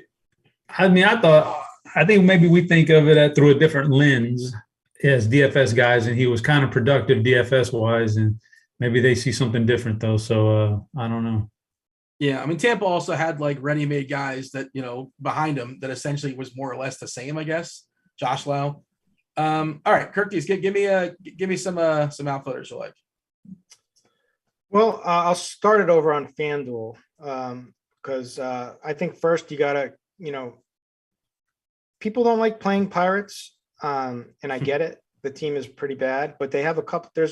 It's easy to play Pirates because there's just like a couple of guys that like you can feel good just playing Brian Reynolds pretty much like every slate and like get that's your Pirates exposure. But he's certainly a guy I like. On FanDuel it's different. Everyone's cheap, like Chris Bryant, Mookie Betts, Suzuki, Chop Nail, Juan Soto. Always can play. You can play any of these guys. There's a bunch of bashers. On DraftKings, we have a little bit slimmer picking. So obviously there's the Coors Chalk. We get the Clint Frazier at 2,600 for cheap. And monster home run upside potential in Coors for sure. Going to be chalky for sure too as well. I think we'll get kind of lighter ownership on Trout tonight. Not so sure, but people are going to roster Betts in front of Trout, right? I think. Yeah, that's what I'm expecting for sure. Yeah. So, Blackman is cheap. They will get into this. Justin Steele is Doughty goes very long in this one. So you're hoping for a righty for Charlie Blackman. He's also kind of, dare I say, washed, but but he's cheap and he still can bang one out for sure. So I like that. I mean, and you can say the same thing, I don't know how much ownership Cody Bellinger is going to get, but at least it's nice. The good thing about Cody Bellinger is he's been struggling for 2 years now, for over a year. Anytime he gets on base, wherever he hits it, he's trying to stretch it. Anytime he gets on base, he's trying to run. So you get like those walks and steal points from him that kind of give him a floor sometimes. And hopefully his swing is coming back. There's all this stuff about him retooling his swing, and he was terrible in the Cactus League, but it's a good sign that he did hit one out. It was yesterday, right? Yeah, yesterday. Yeah. So I can get behind on that. Maybe I'm he's been getting overplayed for such a long time. I think we're kind of at the point now where people are like fed up with him and think he's a bad play. And then so we're going to get less ownership on him. Aaron Judge is going to be criminally underowned tonight for the kind of upside that he has. The Yankees in general will. Stanton will be extremely low owned. A cheap guy that I like is Brandon Marsh. Okay. But you mentioned Frazier. Is Frazier bad chalk for tournaments? He was horrendous last year in 84 plate appearances versus lefties.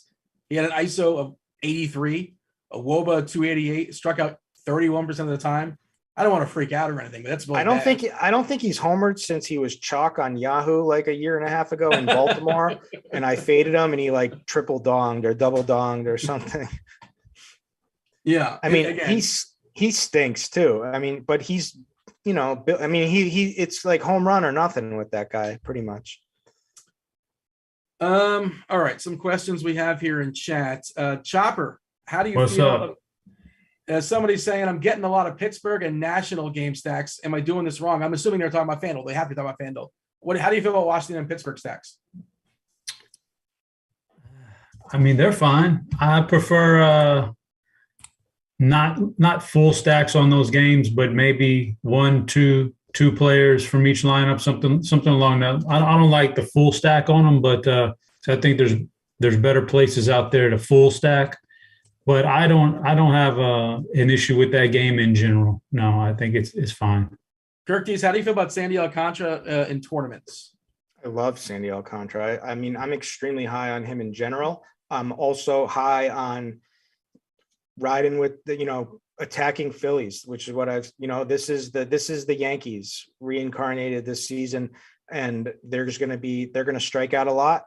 They're going to hit, there's going to be some games where they mash, right? Most of their batters are swinging for the fence on every single at bat. So there's going to be a lot of variance there, but I like picking on him. I think Alcantara has the tools to have a really big game in this spot. So I love him. Some would say the Phillies are the Yankees mini me. Yeah, some would say that. Heard that actually. Is that the kind of things you got to talk about in your private Discord? You just won't let the private Discord go, man. You are so jealous, man. I'm so jealous. You need a week pass. You want a week pass? You need a week pass? We'll talk. How much is membership? But we have to have you on mute. You can just like I can just lurk.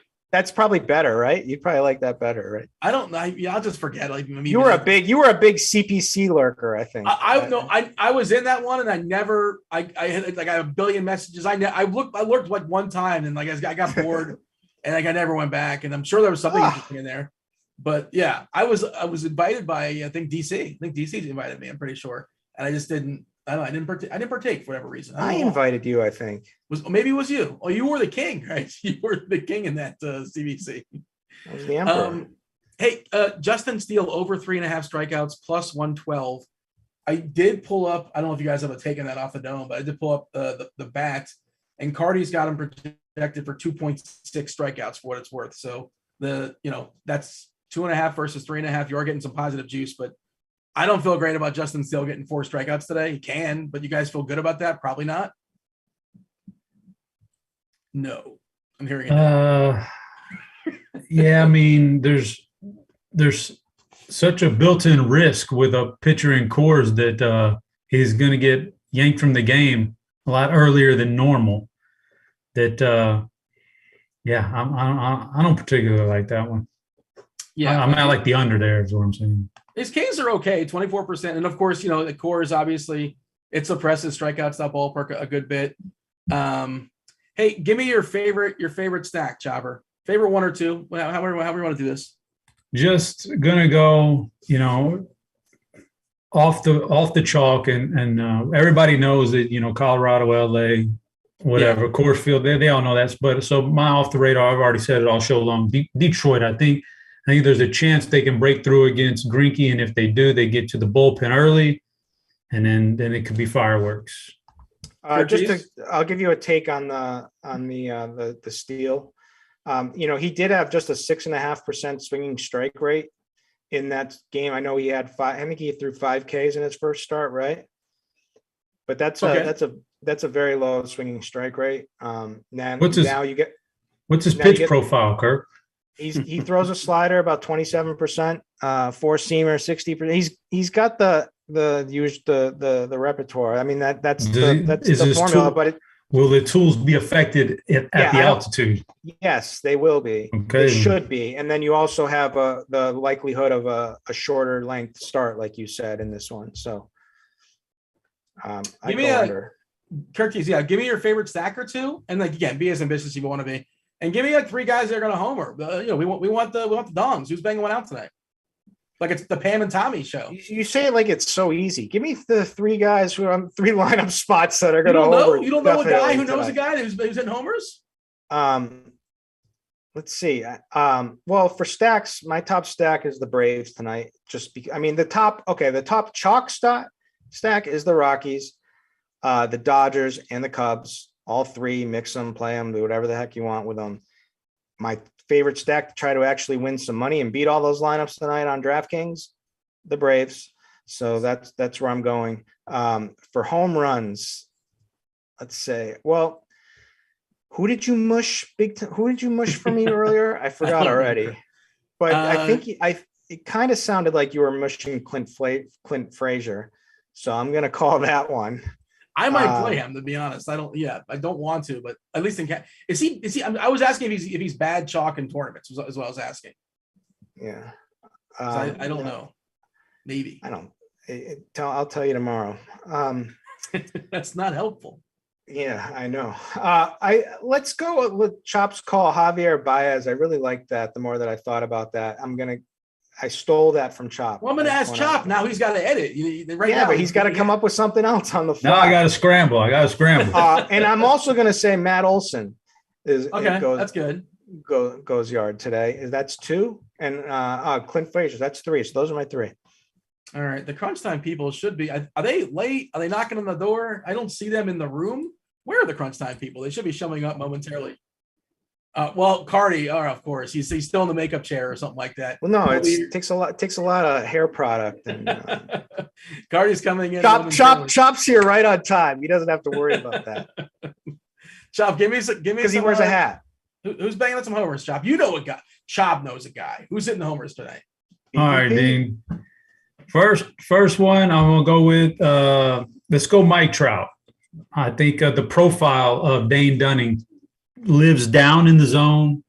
Mike Trout, notoriously good low ball hitter. So I'm going to go Mike Trout. You digging into the plate profile. Yeah, I prefer there's nothing wrong with any of it, but I prefer where guys hit and pitch in the zone, because that kind of seems like over and over, as opposed to pitch type, like Kirk said, a little bit noisier. But anyway, so Mike Trout, let's get Mike Trout in there. Suzuki, Chicago Cubs, I think this should be his first game ever in Coors Field, right? Yes. So, I think maybe he has a little pop to him, so maybe he comes in there and gets it done. And then you stole my Baez call, so I'm gonna have to go off the radar. I'll try to go a little bit cheaper. I don't want to give you too big of a name, or that's a little bit too chalky. So. Let's go off the radar. Let's go. All right, I'm gonna stick with Detroit. He took Baez, but I'll go Austin Meadows. Getting out there and leading off the game for a home run. And by the way, George Springer hit a leadoff home run a couple of nights ago, and I think he tied Ricky Henderson for the most ever all time leadoff home run. Ricky, 1980 tops. I used to have that card. That's worth a fortune right now. No, wasn't his rookie 19? Was 80 or 78? I thought it was 78 for some reason. Was it 80? 1980. That came into my head, so I'm sure that's right. Yeah. Well, maybe I'm wrong, but I'm not. Funny story. I was going to buy this Michael Jordan 86 Flair in really nice condition at the beginning of COVID, and I asked Chop, because Chop has a Chop's card. He had his own Twitter, Chop's cards. He has like a. What's the handle? He sells a lot of baseball cards and whatnot. He teaches the kids about investing and saving. It's a lot of good lessons in there for his kids too, as well. Plus the passion of the game. Anyways, he told me not to buy it. And the thing it was expensive. It went up about 50 grand. I don't think we could ever foresee, Dean, COVID was going to make all the baseball cards triple. We're getting bored. People just sitting there like, we know that in hindsight, that's easy. Just like we didn't know when we were spending $2,000 on John Wall Top Shots. We almost Chop me and Tambo. Shout out to Tambo. Oh my God. We almost went in and bought one of those $50,000 LeBrons on Top Shots. It's worth about $50. It's worth about $1,500 now. $1,500 maybe. Thank God we didn't do it. There is a handle, Chop's Cards, but this is like a wrestler, it appears. Chopper, do you know anything about this? At Chop's Cards? My Chop's Cards has 2 P's in it. Chop. Okay, this is ownership. Chop. Okay, yeah, okay. So everybody follow Chop's Cards. Let's get this to the moon. It's a fantastic hobby. Who doesn't like baseball cards and stuff? It's fun stuff. I think we're still killing time waiting for Derek Carty. At some point, we're going to have the seamless transition. Okay, we're going to bring I don't know. I got more Chop stories. If you want, we can just keep going. We got to be quick though, because they have to talk about FanDuel from a crunch time perspective. Well, I'll tell you what, Dean, they're dropping the ball, because I got about 15 minutes to edit 150 lineups from FanDuel, and we're still hanging around waiting for Carty to hair dry. The slate starts at 6:30 or 6:35. Yeah, we don't know what the story is. Slate starts in 16 minutes on FanDuel. All right, 6:35. We're good. Well, it's unfortunate, because I was going to have you and Carty argue about lefty mashers. You made a point about Chris Bryant being a lefty masher. We have no time for that. Hopefully, Carty shows up at some point, but thankfully, we have Kristi, we have Roth. Roth, what's going on? I know no time for pleasantries. We just got to get out of here, because you all got to talk about FanDuel. Yeah, and I do want to add something here. I was kind of hoping to be a quiet on the weather department, but just looking at this rain around New York, it's just lingering a little longer than I'd hoped it would. So I think they might end up calling for a late start here. Regardless, it shouldn't be much of a wait, and they're going to play. So don't freak out if you get a late start. Do appreciate that. And I think Carty is knocking on the door as well. His hair looking primp and proper. We'll save that argument for another day, I suppose, when we have time. But again, 6:35 start as far as FanDuel. You got 7:05, the DK plenty talk about some DraftKings, but we're going to step aside. Kristi, Carty, Roth, have a good show. On behalf of Chop and Curtis, thanks for watching. We're out of here. Stay for these three. All right. Thank you, Dean. That is the official handoff. We are now rolling on into Crunch Time, sponsored by FanDuel. If you haven't done so, check out the FanDuel 200K Thursday MLB Squeeze. 40K to first, $5 to enter. That's a pretty good deal. I like that. You can also sign up for the FanDuel Sportsbook if you're in a legal sports betting state. New users get a risk-free bet up to 1K, and we're going to help guide you through it. Dean was mentioning it's with the weird split slate locks and all this craziness. So we don't have too much time to dilly-dally, but we are joined by a couple of the sharpest minds in the biz. We got one, Miss Kristi Metzger. What up, Kristi? Hey, good to see you. I know, kind of transitioning over from basketball into baseball. Love it. So great little slate here tonight, too. I think you're the only person I've worked with for 3 sports. We have done crunch times for football, basketball, and baseball. So you are multi-talented. Well, it's great to be here. Happy to have you, and happy to talk through your thought process and your plays here. Also joined by the creator, the inventor, the CEO, CFO, and CTO of the Bat and the BatX Enterprises, one Mr. Derek Carty. What up, Carty? BatX Enterprises. I like it every time. It just the title grows. It's just gonna add on to it. By the end, it's gonna be like a full 2-minute introduction just to bring in. How you doing, man? Doing well. How about you? This is I feel like this is like our 4th show together this week, which is cool since I hadn't seen you all off season. I know. It feels like this is basketball and you're Andy Means. I'm seeing you every day, and I don't mind it one bit, man. Always a pleasure to work with you. I was hoping today was going to be my off day in terms of stress, and it's not. I'm a little anxious about New York, but I don't think you do anything about it. This, I assume, is a popular hitting spot. Just guessing. Yes, but also I love pitching here. Okay. And last night you told us don't play it because it's yellow. Tonight it's yellow again, but I don't know. I'm not scared of yellow, Roth. I'm not scared of yellow. I think that's fine. And the rain is going to be there pretty soon, which means if they're going to do something about it, I think they'll just late start it. There's not really any reason for them to start in the rain and then say, never mind, we made a poor choice. So they're either just going to play in some light rain, or they're going to late start, give it 30, 45 minutes, and then play dry. So I think you play pitchers. I think you certainly play hitters. And that's it. And we cross our fingers and hope it works out. And I fully expect that it will. Anything else? You feel good about that, Kristi? Does that work for you? Yeah, it does. Absolutely. Okay. All right. And you guys don't stress about it. I will stress, and I will let you know if anything changes on that front. Okay. With that, I guess we got to roll into here. When is FanDuel lock at 35 after? Is that correct? I believe so. That's plenty of time.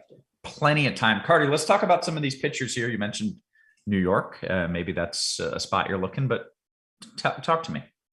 Yeah. So, I mean, and before you go into it, before you launch into it, let's just talk FanDuel for the next 10 minutes. Let's only talk FanDuel. And then once we hit lock, we'll start talking about DK and we'll open it up for questions and all that. Got you. So I would imagine Walker Buehler is going to be the most popular guy on this slate, and he does project the best. But I don't think you have to pay up for Buehler in cash games on either site, but especially on FanDuel. Mm-hmm. You're only getting one pitcher. He's 10.5K. I know salary is not as important on FanDuel, but Walker Buehler is overrated. Walker Buehler is not like an ace. Like, a lot of people think Walker Buehler is like Jacob deGrom or Max Scherzer, and he's not. He's more like Charlie Morton or Nathan Eovaldi. He's great, but he's not like great. The matchup isn't fantastic. He's expensive, and we have lots of other good pitching options on this slate. So for me, I don't think Buehler is the guy that you have to have. The guy that the bat really likes, and I'm kind of totally on board with it, is Luis Severino in this New York-Toronto game. And nobody's going to want to play him because first, he's like, he hasn't pitched in so long, like he was injured for so long. But he looked really sharp in his first outing. His velocity is like way up there, like way right where it was. And I think people are going to be scared off because it's Toronto. Mm-hmm. But if you actually look at the lineup Toronto is rolling out tonight, after their first 3 batters, it's dog duty. It's I mean, dog duty. It's Springer, Bichette, and Vlad, which is really, really good. Mm-hmm. But then the back 6 is Lourdes Gurriel, Raimel Tapia, Alejandro Kirk, Kevin Biggio, Santiago Espinal, and Bradley Zimmer. Like, this is like it's a bad lineup. It's one of the worst lineups on the slate, actually. So considering how good Severino is, how bad this lineup is, and how much of a discount you're getting on him, he's 7.9K, where all the other pitchers that project well today are well over 9 or 10K. So I'm kind of fine with it. It's a little weird. And the big question with Severino is how deep he's going to go into the game. He only threw 65 pitches in his first start. That's a problem. That is a little bit of a problem. And there was a Yankee beat writer who like speculated he might only go like 75 today. That would be plus 10 over his first start. Pitchers normally go plus 15 or plus 20, like maybe because of the injury, they bring him along slower. But I think 80 or 85 is more reasonable for Severino today. Again, it's not great, but you're getting such a discount on him. And the matchup's good and he's good that I'm kind of okay with it. I'm not, if you want to play, I guess even if you want to play Buehler, it's fine. If you want to play Kyle Gibson, it's fine. If you want to play Charlie Morton, like it's fine. But I probably just take the discount on Severino in cash. Wow. Okay. Kristi, let's talk about, you can discuss cash or your specialty, some tournaments if you'd like. Yeah, absolutely. I agree. I mean, I'm looking at a lot of those same pitchers. I think because of the price point, specifically in FanDuel, I find myself landing on a lot of Charlie Morton. Certainly a tougher matchup with the Padres, but at 9K, it really allows you to get all those Dodger bats and the Coors game in there, which I really like. And then I think Kyle Gibson is a really, really great play for tournaments. I mean, his matchup, he played against Oakland, had a ton of strikeouts. Obviously, we saw a huge upside there. He gets another great matchup tonight against Miami. So that game locks right away. So if you want to get some ownership there, I really like that play a ton. And then I also throw Gaussman in there in that Toronto, New York game. I think he definitely has some upside. The Yankees tend to, disappear at times too. So I think he's certainly an interesting tournament play and someone that I would kind of throw in the pool. Otherwise, I'm kind of focused on the mid-tier for me to kind of tonight with the Musgrove and Gibson and even Severino in there too for cash and GPPs. Kristi, is Walker Buehler, who is the best pitcher on the slate, I think, is he coming in under owned because of his price? And is there interest there? Yeah, I mean, the ownership is pretty spread out on FanDuel. So, we've got him at 14% ownership. We've got Ohtani at 13% ownership. I prefer Ohtani just straight up. So That's where I'm going. And I'm definitely under owned on Buehler tonight. Okay. New rule, by the way, if Ohtani is pitching, we have to discuss him first every time. We need to know if we can play Ohtani right off the bat. Yep. Are we playing Ohtani? And I love Ohtani. I love Ohtani tonight. And yeah, I think he's one of the best pitching plays on the slate. Excellent. Okay. We only have less than 10 minutes until FanDuel lock here. So let's start talking about some of the hitting options. Kristi, you can lead off here, starting us off with the catcher first base position over on FanDuel. Yeah, so there's a few guys that I'm looking at here. Max Muncy is just way too cheap. Great play for cash and tournaments, but I love the Dodgers, and I think he's going to be popular, but I certainly wouldn't shy away from that. Freddie Freeman in that same Dodgers game, great play. Now we're getting a little bit of value in that Coors game. CJ Cron is priced up. But there are a couple of value pieces in there now. Let's see, we've got, let's see here. refresh my ownership here. Schwindel for the Cubs. He's in the lineup. He's got first base eligibility, so you can play him there or in the outfield spot. So for me, I'm definitely over the field in the Coors game and the Dodgers. I just think they're, head and shoulders above the rest of the games that are out there tonight. So those are the guys that I'm looking at. Okay. Carty, you're going to just say one person. You're going to say, this is the dude. I can feel it. No, not at this position. I think there's probably like 5 to 7 guys that you can play here. The top tier of offenses tonight is the Dodgers and the 2 Coors teams. So like Freddie Freeman is obviously great here if you can afford him. Will Smith, even though he's a catcher, I think is fine. Kristi mentioned CJ Cron in Coors. I really like him.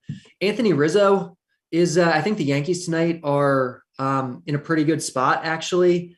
And, I like the prices on them. So I like Rizzo. In GPPs, I like Kyle Schwarber as a low-owned guy with a pretty good chance of hitting a home run. So, yeah, there's a lot of options at this position. Okay, well, take us to second base. Kristi mentioned Max Muncy. I prefer Muncy at second base, and I love Muncy. So I think in cash, you're just playing Muncy at second base, and that's literally it. There's other options in GPPs that you can play. But Muncy is just, he's 2.9K. He's one of the best hitters in baseball, in the best offense in baseball, best offense on the slate. Like it's a bad price, and he's really, really good. Okay. Kristi, you just going in on tournaments, or is there some other options there as well? Yeah, I would just throw in, the Cubs lineup dropped. It was a little bit different than we expected. So Jonathan VR is in there at 2,700. I think he's a great play. Nick Madrigal, you can play him. And then Brendan Rodgers, just at 3K in that Coors game too. So there's actually quite a few. Yeah. Game is delayed due to rain. Which game is that? The Yankees game, which is good. Honestly, I was getting a little worried they weren't going to do it. And then your pitchers could be in trouble, but I'm glad to see that everything's fine. Don't fade that game. Awesome. Okay. Sorry, Kristi, keep going. Oh, no, you're good. Brendan Rodgers, like I mentioned, he's priced too cheap in that Coors game. Certainly think that he has some good upside. Those are mostly the guys for me. I would also throw, I think for a good GPP stack at low ownership, the Tigers have interest in them. Javier Baez at just 3,300, think makes a very good GPP play tonight. Okay, excellent. That brings us to third base, Kristi. And I guess we got to kind of get on our horses here and skedaddle. So third base. Okay, third base. Again, VR is here. You can play Chris Bryant here as well in that Coors game. A guy that'll probably go overlooked because I believe he's batting 9 is Patrick Wisdom for the Cubs. And then Bobby Witt, they just refused to raise his price. So he's still 2,600, just way too cheap for his talent. I'm in the Kansas City game. So those are the main targets for me. Carty? Chris Bryant and Coors, Justin Turner for the Dodgers. Josh Donaldson is still just way too cheap for how good he is. Those are probably my three main options tonight. Okay, take us to short, Carty. Back to the Dodger well. Trey Turner is just one of the best players in fantasy. He's really, really good. I don't think you have to look anywhere else in cash games, at least. Okay, Kristi, GPP options there? Yep, I throw again Javier Baez. Interest in some of those Tigers for stacks, so don't overlook him. Bobby Witt, you can also play him there as well. Let's see here, and then of course you can play VR. Trey Turner is going to be the most popular just because he's only 3,600 on FanDuel. So anything else you do will be pretty different. All right, and then Kristi, outfield, please. Yeah, so for outfield, a lot of good plays out there. There's a lot of cheap plays out there. Clint Frazier, Chris Bryant, Mike Trout might come in a little bit lower owned than expected just because you've got guys like Mookie Betts out there. That's going to carry a ton of ownership as well. Suzuki for the Cubs has just been crushing it. He's at 3,600, a great play. And then I'll throw Connor Joe. He's going to be a great play on DraftKings, but I really like him on FanDuel as well. He's batting leadoff for Colorado, and he has stolen base upside as well, which I really like about him. But he's already hit a couple home runs, so he's probably one of my favorite plays on the slate. And you can also play Frank Schwindel in the Cubs game here as well. Those are going to be a lot of the popular guys. getting a little bit different for tournaments. You can get guys like Stanton and Judge, and some of those guys at a little bit lower ownership tonight, just because the Coors game and Dodgers game is carrying so much ownership. Excellent. Carty? Yeah, I agree. I like Mookie for the Dodgers. I like Trout. I like Bryan and Coors. But the Yankees guys, Gallo, Stanton, Judge, I think they're all great. I think they'll come in lower owned than these other teams. Brian Reynolds is still way too cheap for how good he is, and he's in a pretty good matchup tonight. And I mentioned Schwarber earlier, but I think Bryce Harper too is definitely in play at low ownership with sneaky home run potential. Excellent. Okay. Favorite stack, I guess, real quick. We've got less than a minute here. Carty, you can go. Yeah, I mean, Dodgers, Rockies, Cubs are kind of the top. I think Yankees are kind of sneaky. I think the Royals are kind of interesting too. Kristi, anything sneaky off the board? Yeah, Detroit is my sneaky stack of the night. I think there's a lot of sneaky guys in that lineup. Javi Baez, Jonathan Scope. You could throw Torkelson in there. So yeah, some of those guys in there, and you'll definitely have a unique lineup. I'm sorry, was that Torkelson? Torkelson. Torkelson? Yeah. That's a terrible name. Okay, excellent. With that, ladies and gentlemen, we have hit first lock, right? That was at 35. Yep. Okay, so we got FanDuel lock checked off here. If you're watching on YouTube and you're like, wow, that was amazing. They did a whole slate in 7 minutes. You should hit like and subscribe, and you should sign up for Rotogrinders Premium. We would greatly appreciate it. With that, we can talk some DK. Carty, just in general, are there big differences here between what you're doing on DK and FanDuel, or not really? I think one of the big differences is the price in Shohei Ohtani, especially if we're starting a pitching here. Like Ohtani, I think on FanDuel is the most expensive pitcher on the slate, or second behind Buehler. On DraftKings, he's super cheap. He's $7,900. So I like Ohtani a lot. I mean, I like him overall, but on DraftKings in particular, he's like kind of a lock. Severino is also really cheap on DraftKings at $7,400. So I like him a lot. It's weird that he's more of a cash play than a GPP play because the ceiling is kind of limited with the pitch count. But I would be fine with him in GPPs also. Joe Musgrove, even though he's in a tough matchup against Atlanta, he's $7,600 on DraftKings. So especially on DraftKings, like I think Walker Buehler is entirely unnecessary, especially at, he's probably going to be one of the second or, top 2 or 3 owned pitchers on the slate. So I just don't think you have to pay that premium for him. I'd rather play Ohtani, Severino, Musgrove. If you want to go cheaper, like Zach Greinke, I think is fine. It's I mean, that's probably about it. Okay. Kristi, some DK pictures here. What's your plan? Are you spending up, spending down, a little of both? Yep. So I'm really focused on really 3 guys for me tonight on DraftKings. I'm really condensing my pitching pool. Ohtani's way too cheap. I love Musgrove at his price point. He's way expensive on FanDuel, but at just 7.6K, great play. And then Walker Buehler. So I'm just kind of rotating those 3 guys, locking those guys in, and then just making my lineups different from there. So I like them that much. And I think the price points are good that I'm keeping it pretty short and sweet. Okay. I love it. Good stuff. Let's talk about some of the hitters over on DK. Is there anything different stack wise, or the stacks that we went over there on FanDuel? They're still the stacks that you want. That's not site specific really, Kristi. Yeah, I would say so. Like, DraftKings really missed the boat on the Coors game, the Colorado side in particular. There's just so many pieces over there that are really extremely cheap. Chicago as well. And even the Dodgers too. So I think, I still like the same guys over there. We'll talk about a couple different tournament plays, but I like the same teams for sure. Okay. We'll talk some hitters here real quick. Generic says, hey, no love from my boy Chuck Morton in cash. Carty?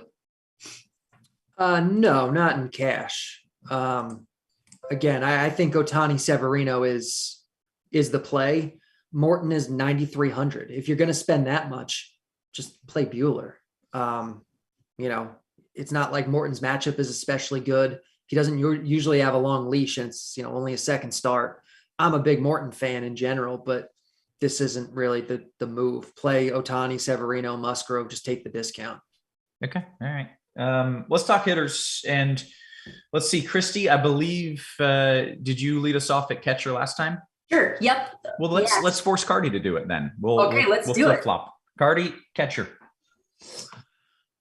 Will Smith. The Dodgers are obviously the best team on the slate and in baseball, and that we've seen in a very, very long time. Will Smith's really good. He's not overly expensive. He's kind of just the guy tonight, especially if you're not paying for a 9K pitcher. If you're going 2 7K guys, you're going to have money to spend. You'll have to spend down at like 1, maybe 2 spots. So just pay up a catcher and play Will Smith. Okay, easy enough. Kristi, tournament takes.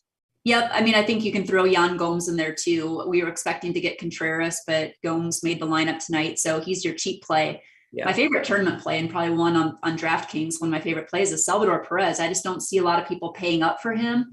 He's expensive at 4.6K. I know Carty mentioned the Kansas City game a little bit, and, Perez, I like him. And then we'll get to like Bobby Witt. He's still priced really low when we get to third base, but I think he makes one of the best tournament plays.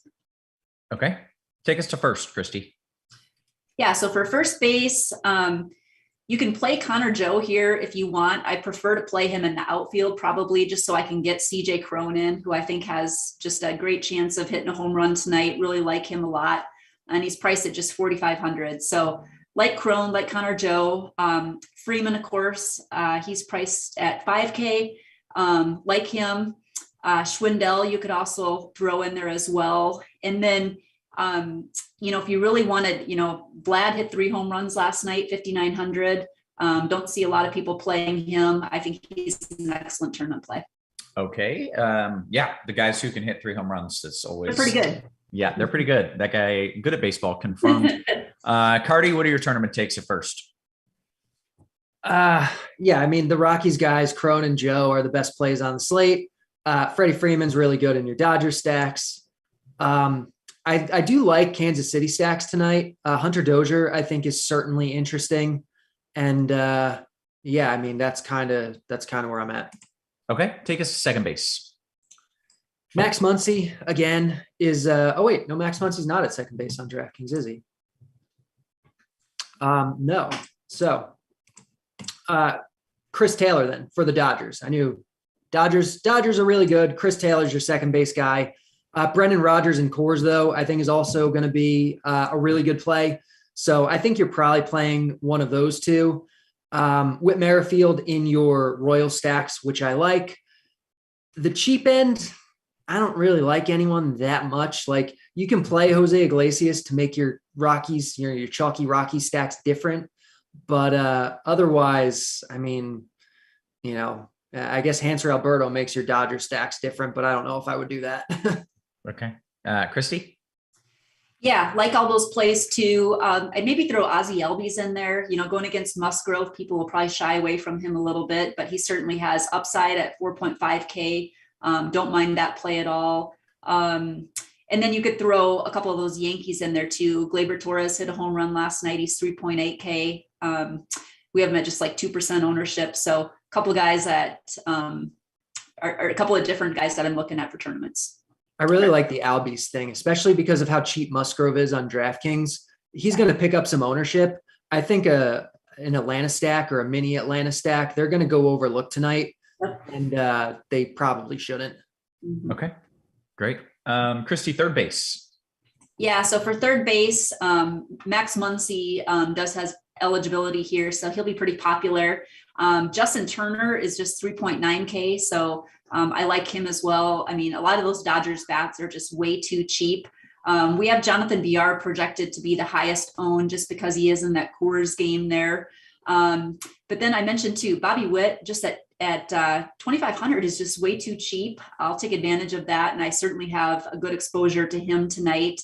And then I'd maybe just throw for a tournament. I think Ryan McMahon, he's batting 6th tonight, lefty on lefty matchup, but McMahon certainly has upside. And once they get to the bullpen, he certainly has some upside there. So throw him into the GPP mix.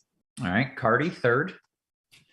Yeah, Justin Turner, like most hitters in the Dodgers lineup, is one of the best hitters in baseball, and he's too cheap. Like, I don't know why the Dodgers are always underpriced. but Justin Turner is the best play on the slate. Bobby Witt is the other guy you're playing, like Kristi said, if you're not going up to Turner. The problem tonight is like what are you going to spend on, especially if you're not spending on a big pitcher? So I don't know what the savings for Witt necessarily get you, but he's definitely fine to play. He's super underpriced. I don't like the Yankees quite as much on DraftKings because of the prices, but like Donaldson's one of the best raw plays. VR and Coors is a good play. Mike Moustakas, I kind of like tonight. He's super cheap. He's 2.3K. You're going to get leverage off of Bueller, and he's got big time power. He could easily run into one. So I don't mind that in tournaments. All right. Excellent stuff. That brings us to shortstop. Carty? What do you know? The top position, top guy at shortstop is a Dodger. It's Trey Turner. In cash games, play Trey Turner. It's not complicated. Just do that. You can do other things in other situations. Mondesi in your Royal stacks, Iglesias to make your Rocky stacks different, Swanson in your Brave stacks, which I do really like. But that's kind of shortstop. Kristi, short? Yep, I agree. I think, Trey Turner just makes so much sense tonight. So I'll certainly have probably the most exposure to him on cash and tournaments. Again, I'll throw Javier Baez in there just for the Detroit stacks. He's 4.7K, but he's another guy that I have interest in batting 3 tonight in that Detroit-Kansas City game. All right, then that takes us to the outfield. Kristi, what do you like? Yeah, there's a lot to like out here just because there's so many underpriced guys. I mentioned before, Connor Joe's one of my favorite plays on the slate. Just too cheap, great upside there.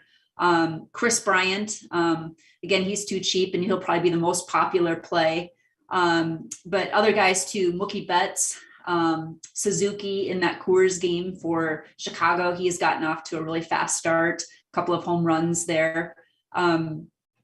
I wouldn't forget about Charlie Blackmon. He's only 3.9K.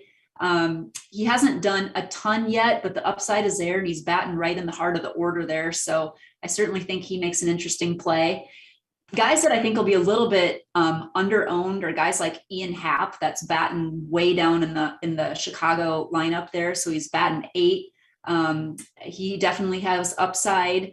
And then Cody Bellinger, I know he hasn't done a ton. He hit a home run yesterday, has had some stolen bases. So I think at 2,700, I think he's a great play. And it really allows you to spend up just about any way you go. So I think those are going to be a lot of the popular plays that you see out there tonight. I think, again, getting a little bit different. I think Mike Trout, now's your night to get him maybe a little bit lower owned. And then guys like Judge and Stanton. Okay. Carty, what do you like? I like all the good guys. I like Mookie Betts because he's a Dodger. I like Chris Bryant because he's in Coors. I like Connor Joe because he's in Coors. In terms of Clint Frazier, because he's in Coors and leading off and way too cheap. So like all the obvious guys. In terms of, I guess, less obvious stuff, I do think the Royals are really, really interesting tonight. Andrew Benintendi for sure is underpriced and is in a good spot. The more I think about it, the more I think a little mini red stack makes some sense tonight. You get some leverage off of Bueller. They have good hitters in the lineup, like Nick Senzel at 2.5 and Tommy Pham at 3K. I don't think we have a lineup there yet. Presumably they're waiting to see if Pham's going to play.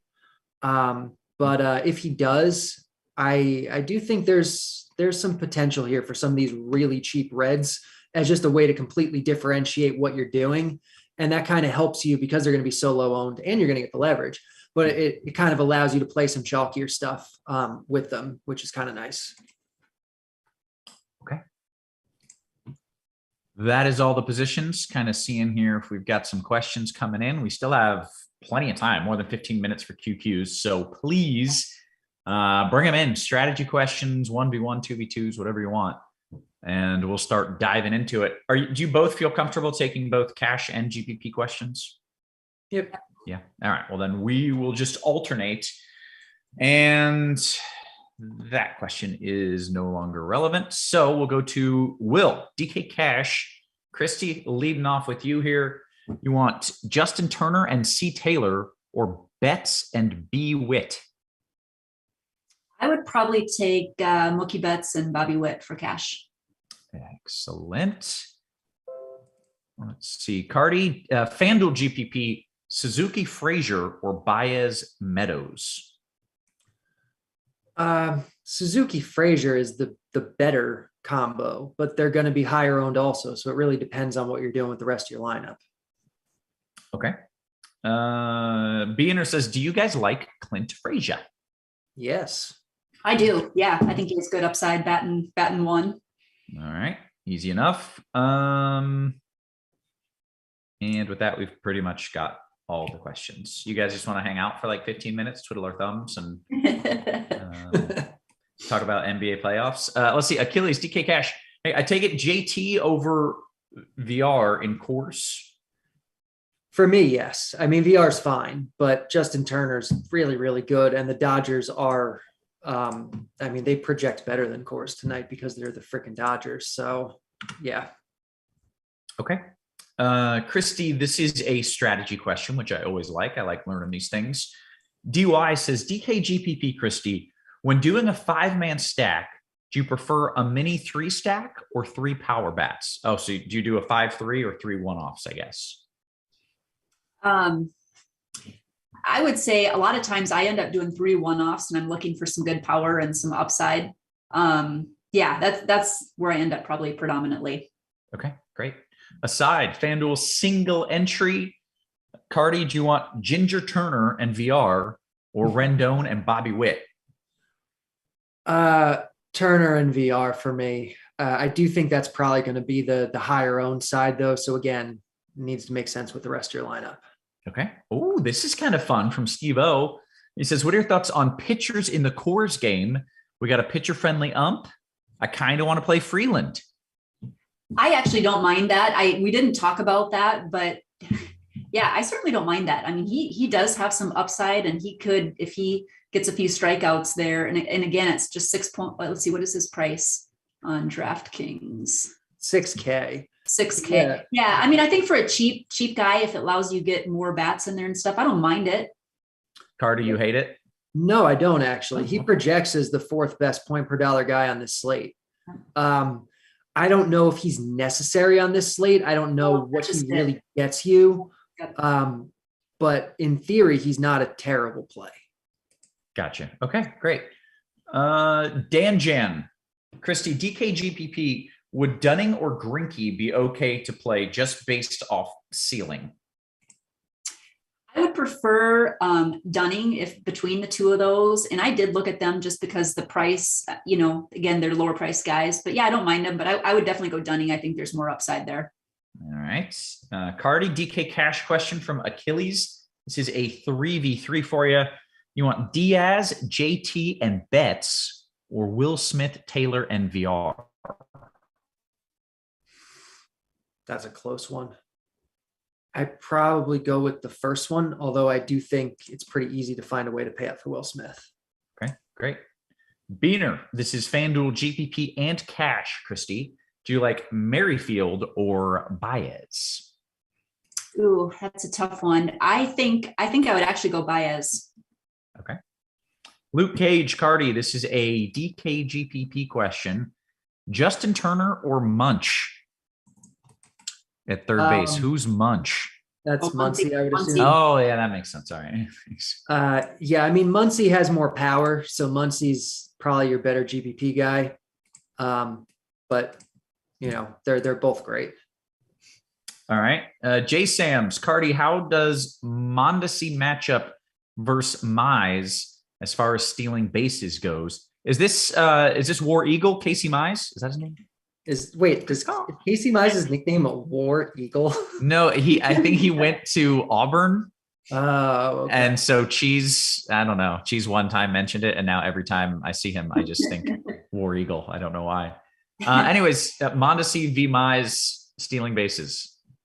It's like a very, very slightly above average matchup. It's really negligible. So, just kind of no impact really. Okay, great. Let's see. Kristi, FanDuel GPP, is Meadows a good play? Yeah, he is. I have most of him in my Detroit stacks tonight, but yeah, he is a good play. All right. Achilles says, Carty, how much do you miss playing leadoff Brandon Geyer and Matty Joyce? I don't know how much of them I actually played. If I remember right, they were like pretty big pinch hit guys. But I don't know. It's been a few years. Okay. Fix says, hey, Kristi, considering how cheap everything is and the lack of high-end options, would it ever make sense to leave more money on the table than normal in GPPs?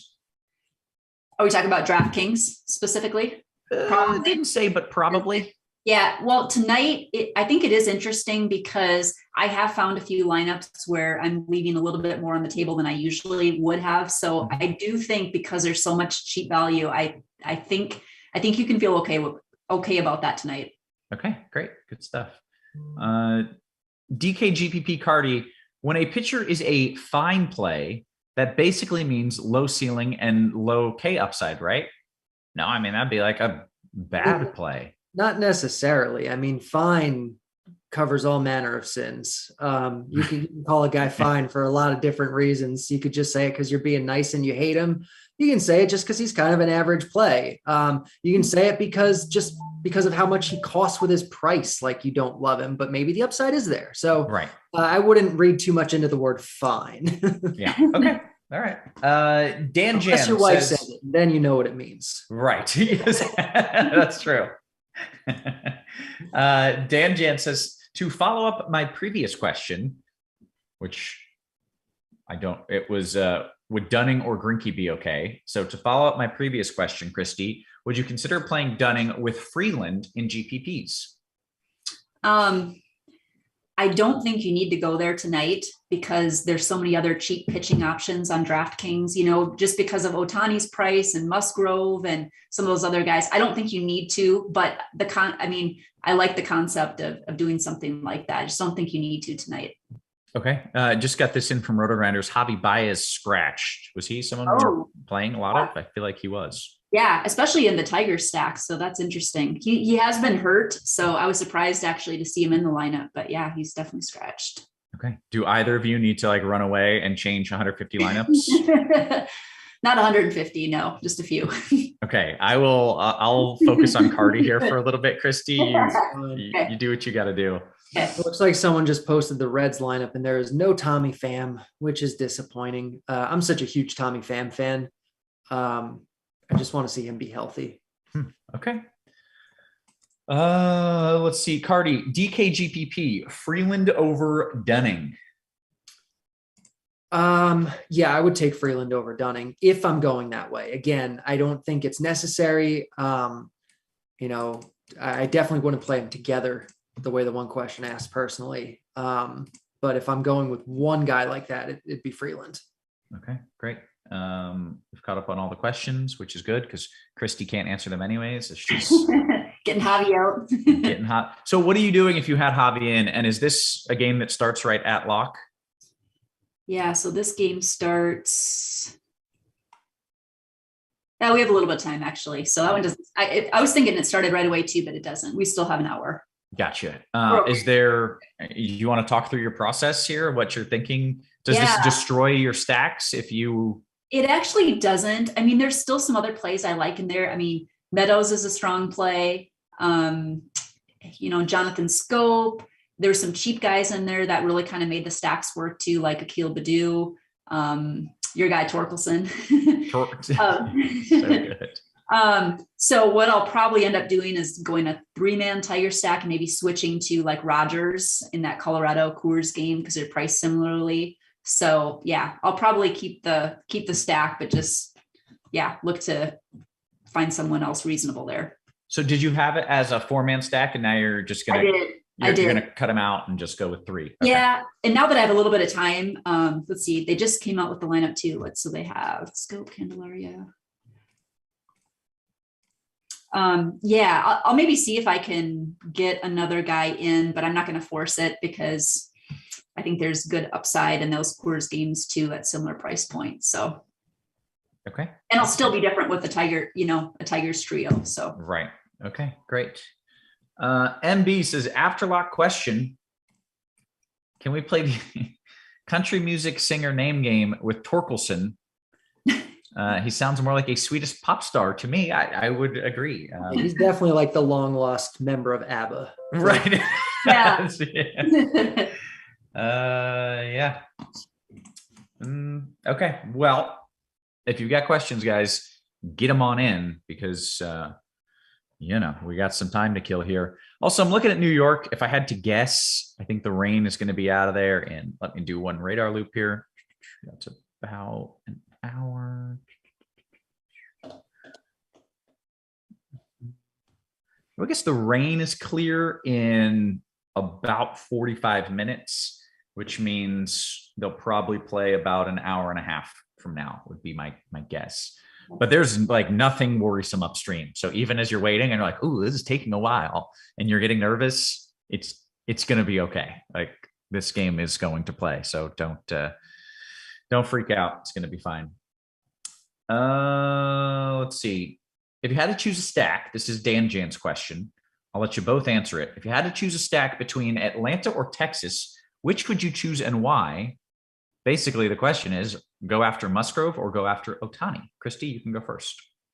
I actually like Atlanta. I thought they were a little bit of a sneakier stack tonight. They have way more upside in their lineup, and I could see them getting to Musgrove. So I think that'd be a great tournament play. Carty, real quick, the answer is Atlanta because Texas is absolute trash, right? Texas is actually not absolute trash this year. They're better this year. Kind of I thought they were just really, really, truly terrible. No, not anymore. Oh, they're like okay. average, maybe on some certain days above average. Wow. Okay. Yeah, I really like Atlanta. I know the bat likes Atlanta quite a bit. You're going to get some leverage off of Musgrove. Musgrove's a worse pitcher than Ohtani, and Atlanta's a better offense than Texas. So I think they're clearly the play here. Great. And I like it quite a bit. Okay. Kristi, what are your thoughts on a Yankee stack in FanDuel single entry? I'm fine with that. In fact, I know like when I was running some of the projections off of the bat, they really liked the Yankees batters in there mixed in with the Dodgers and Coors Field. So I think they're a great stack and you'll get them a little bit under owned. So I like it. I'm on board. Okay, great. Chinatown, DK Cash, Severino or Musgrove safer? I hate the word safe. God, me too. Jesus, I hate the word safe. Don't play for safety. They project almost the same. They're almost the same price. I have a lean towards Severino because I have a Severino bias. I really just like Severino in general. And I think people are missing that he's in a really good spot tonight because Toronto's lineup is so bad. Musgrove's actually in a tougher spot, I think, but he's going to go deeper. And so like you can make the safe, the safe argument either way, honestly. Okay.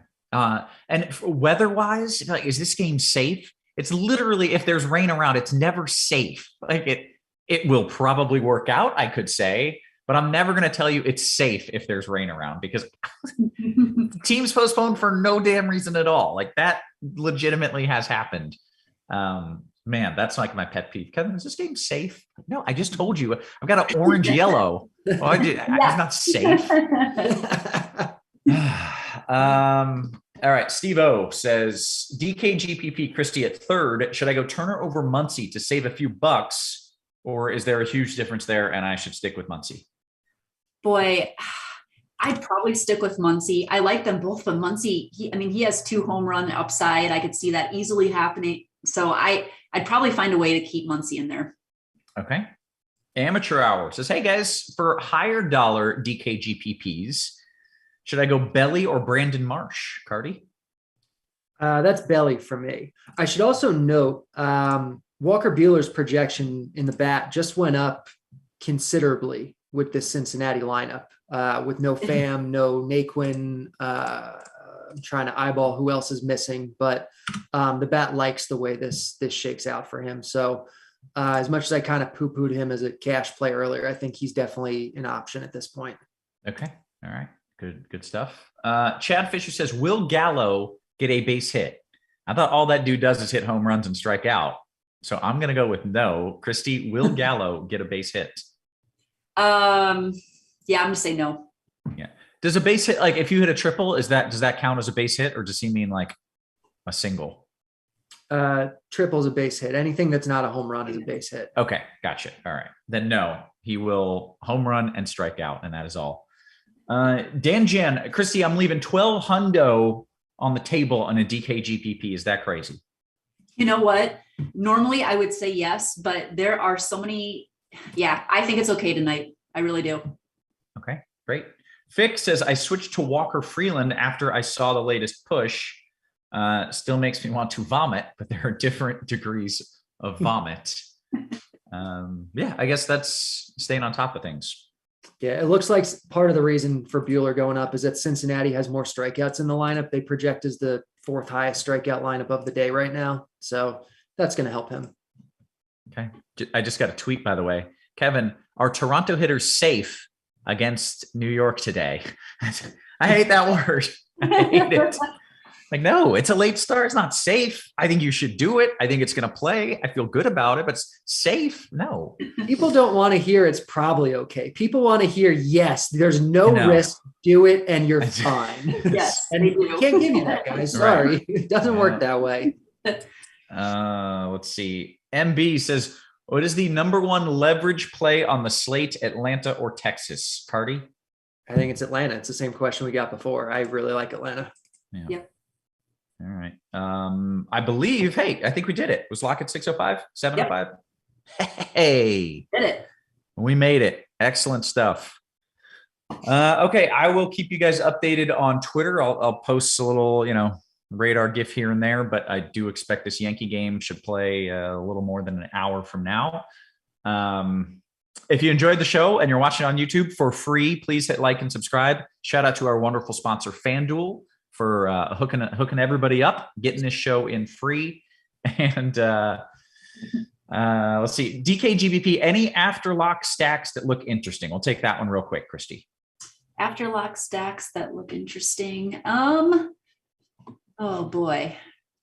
I would say we talked a little bit about Kansas City. I do like that the more I've kind of looked at that. So I'd probably just throw Kansas City in there. Okay, excellent. With that, I think we are going to get on out of here. So for Kristi, for Carty, and for Devin working hard behind the scenes, guys, we appreciate you. We love you. And we will catch you tomorrow. You have been crunched.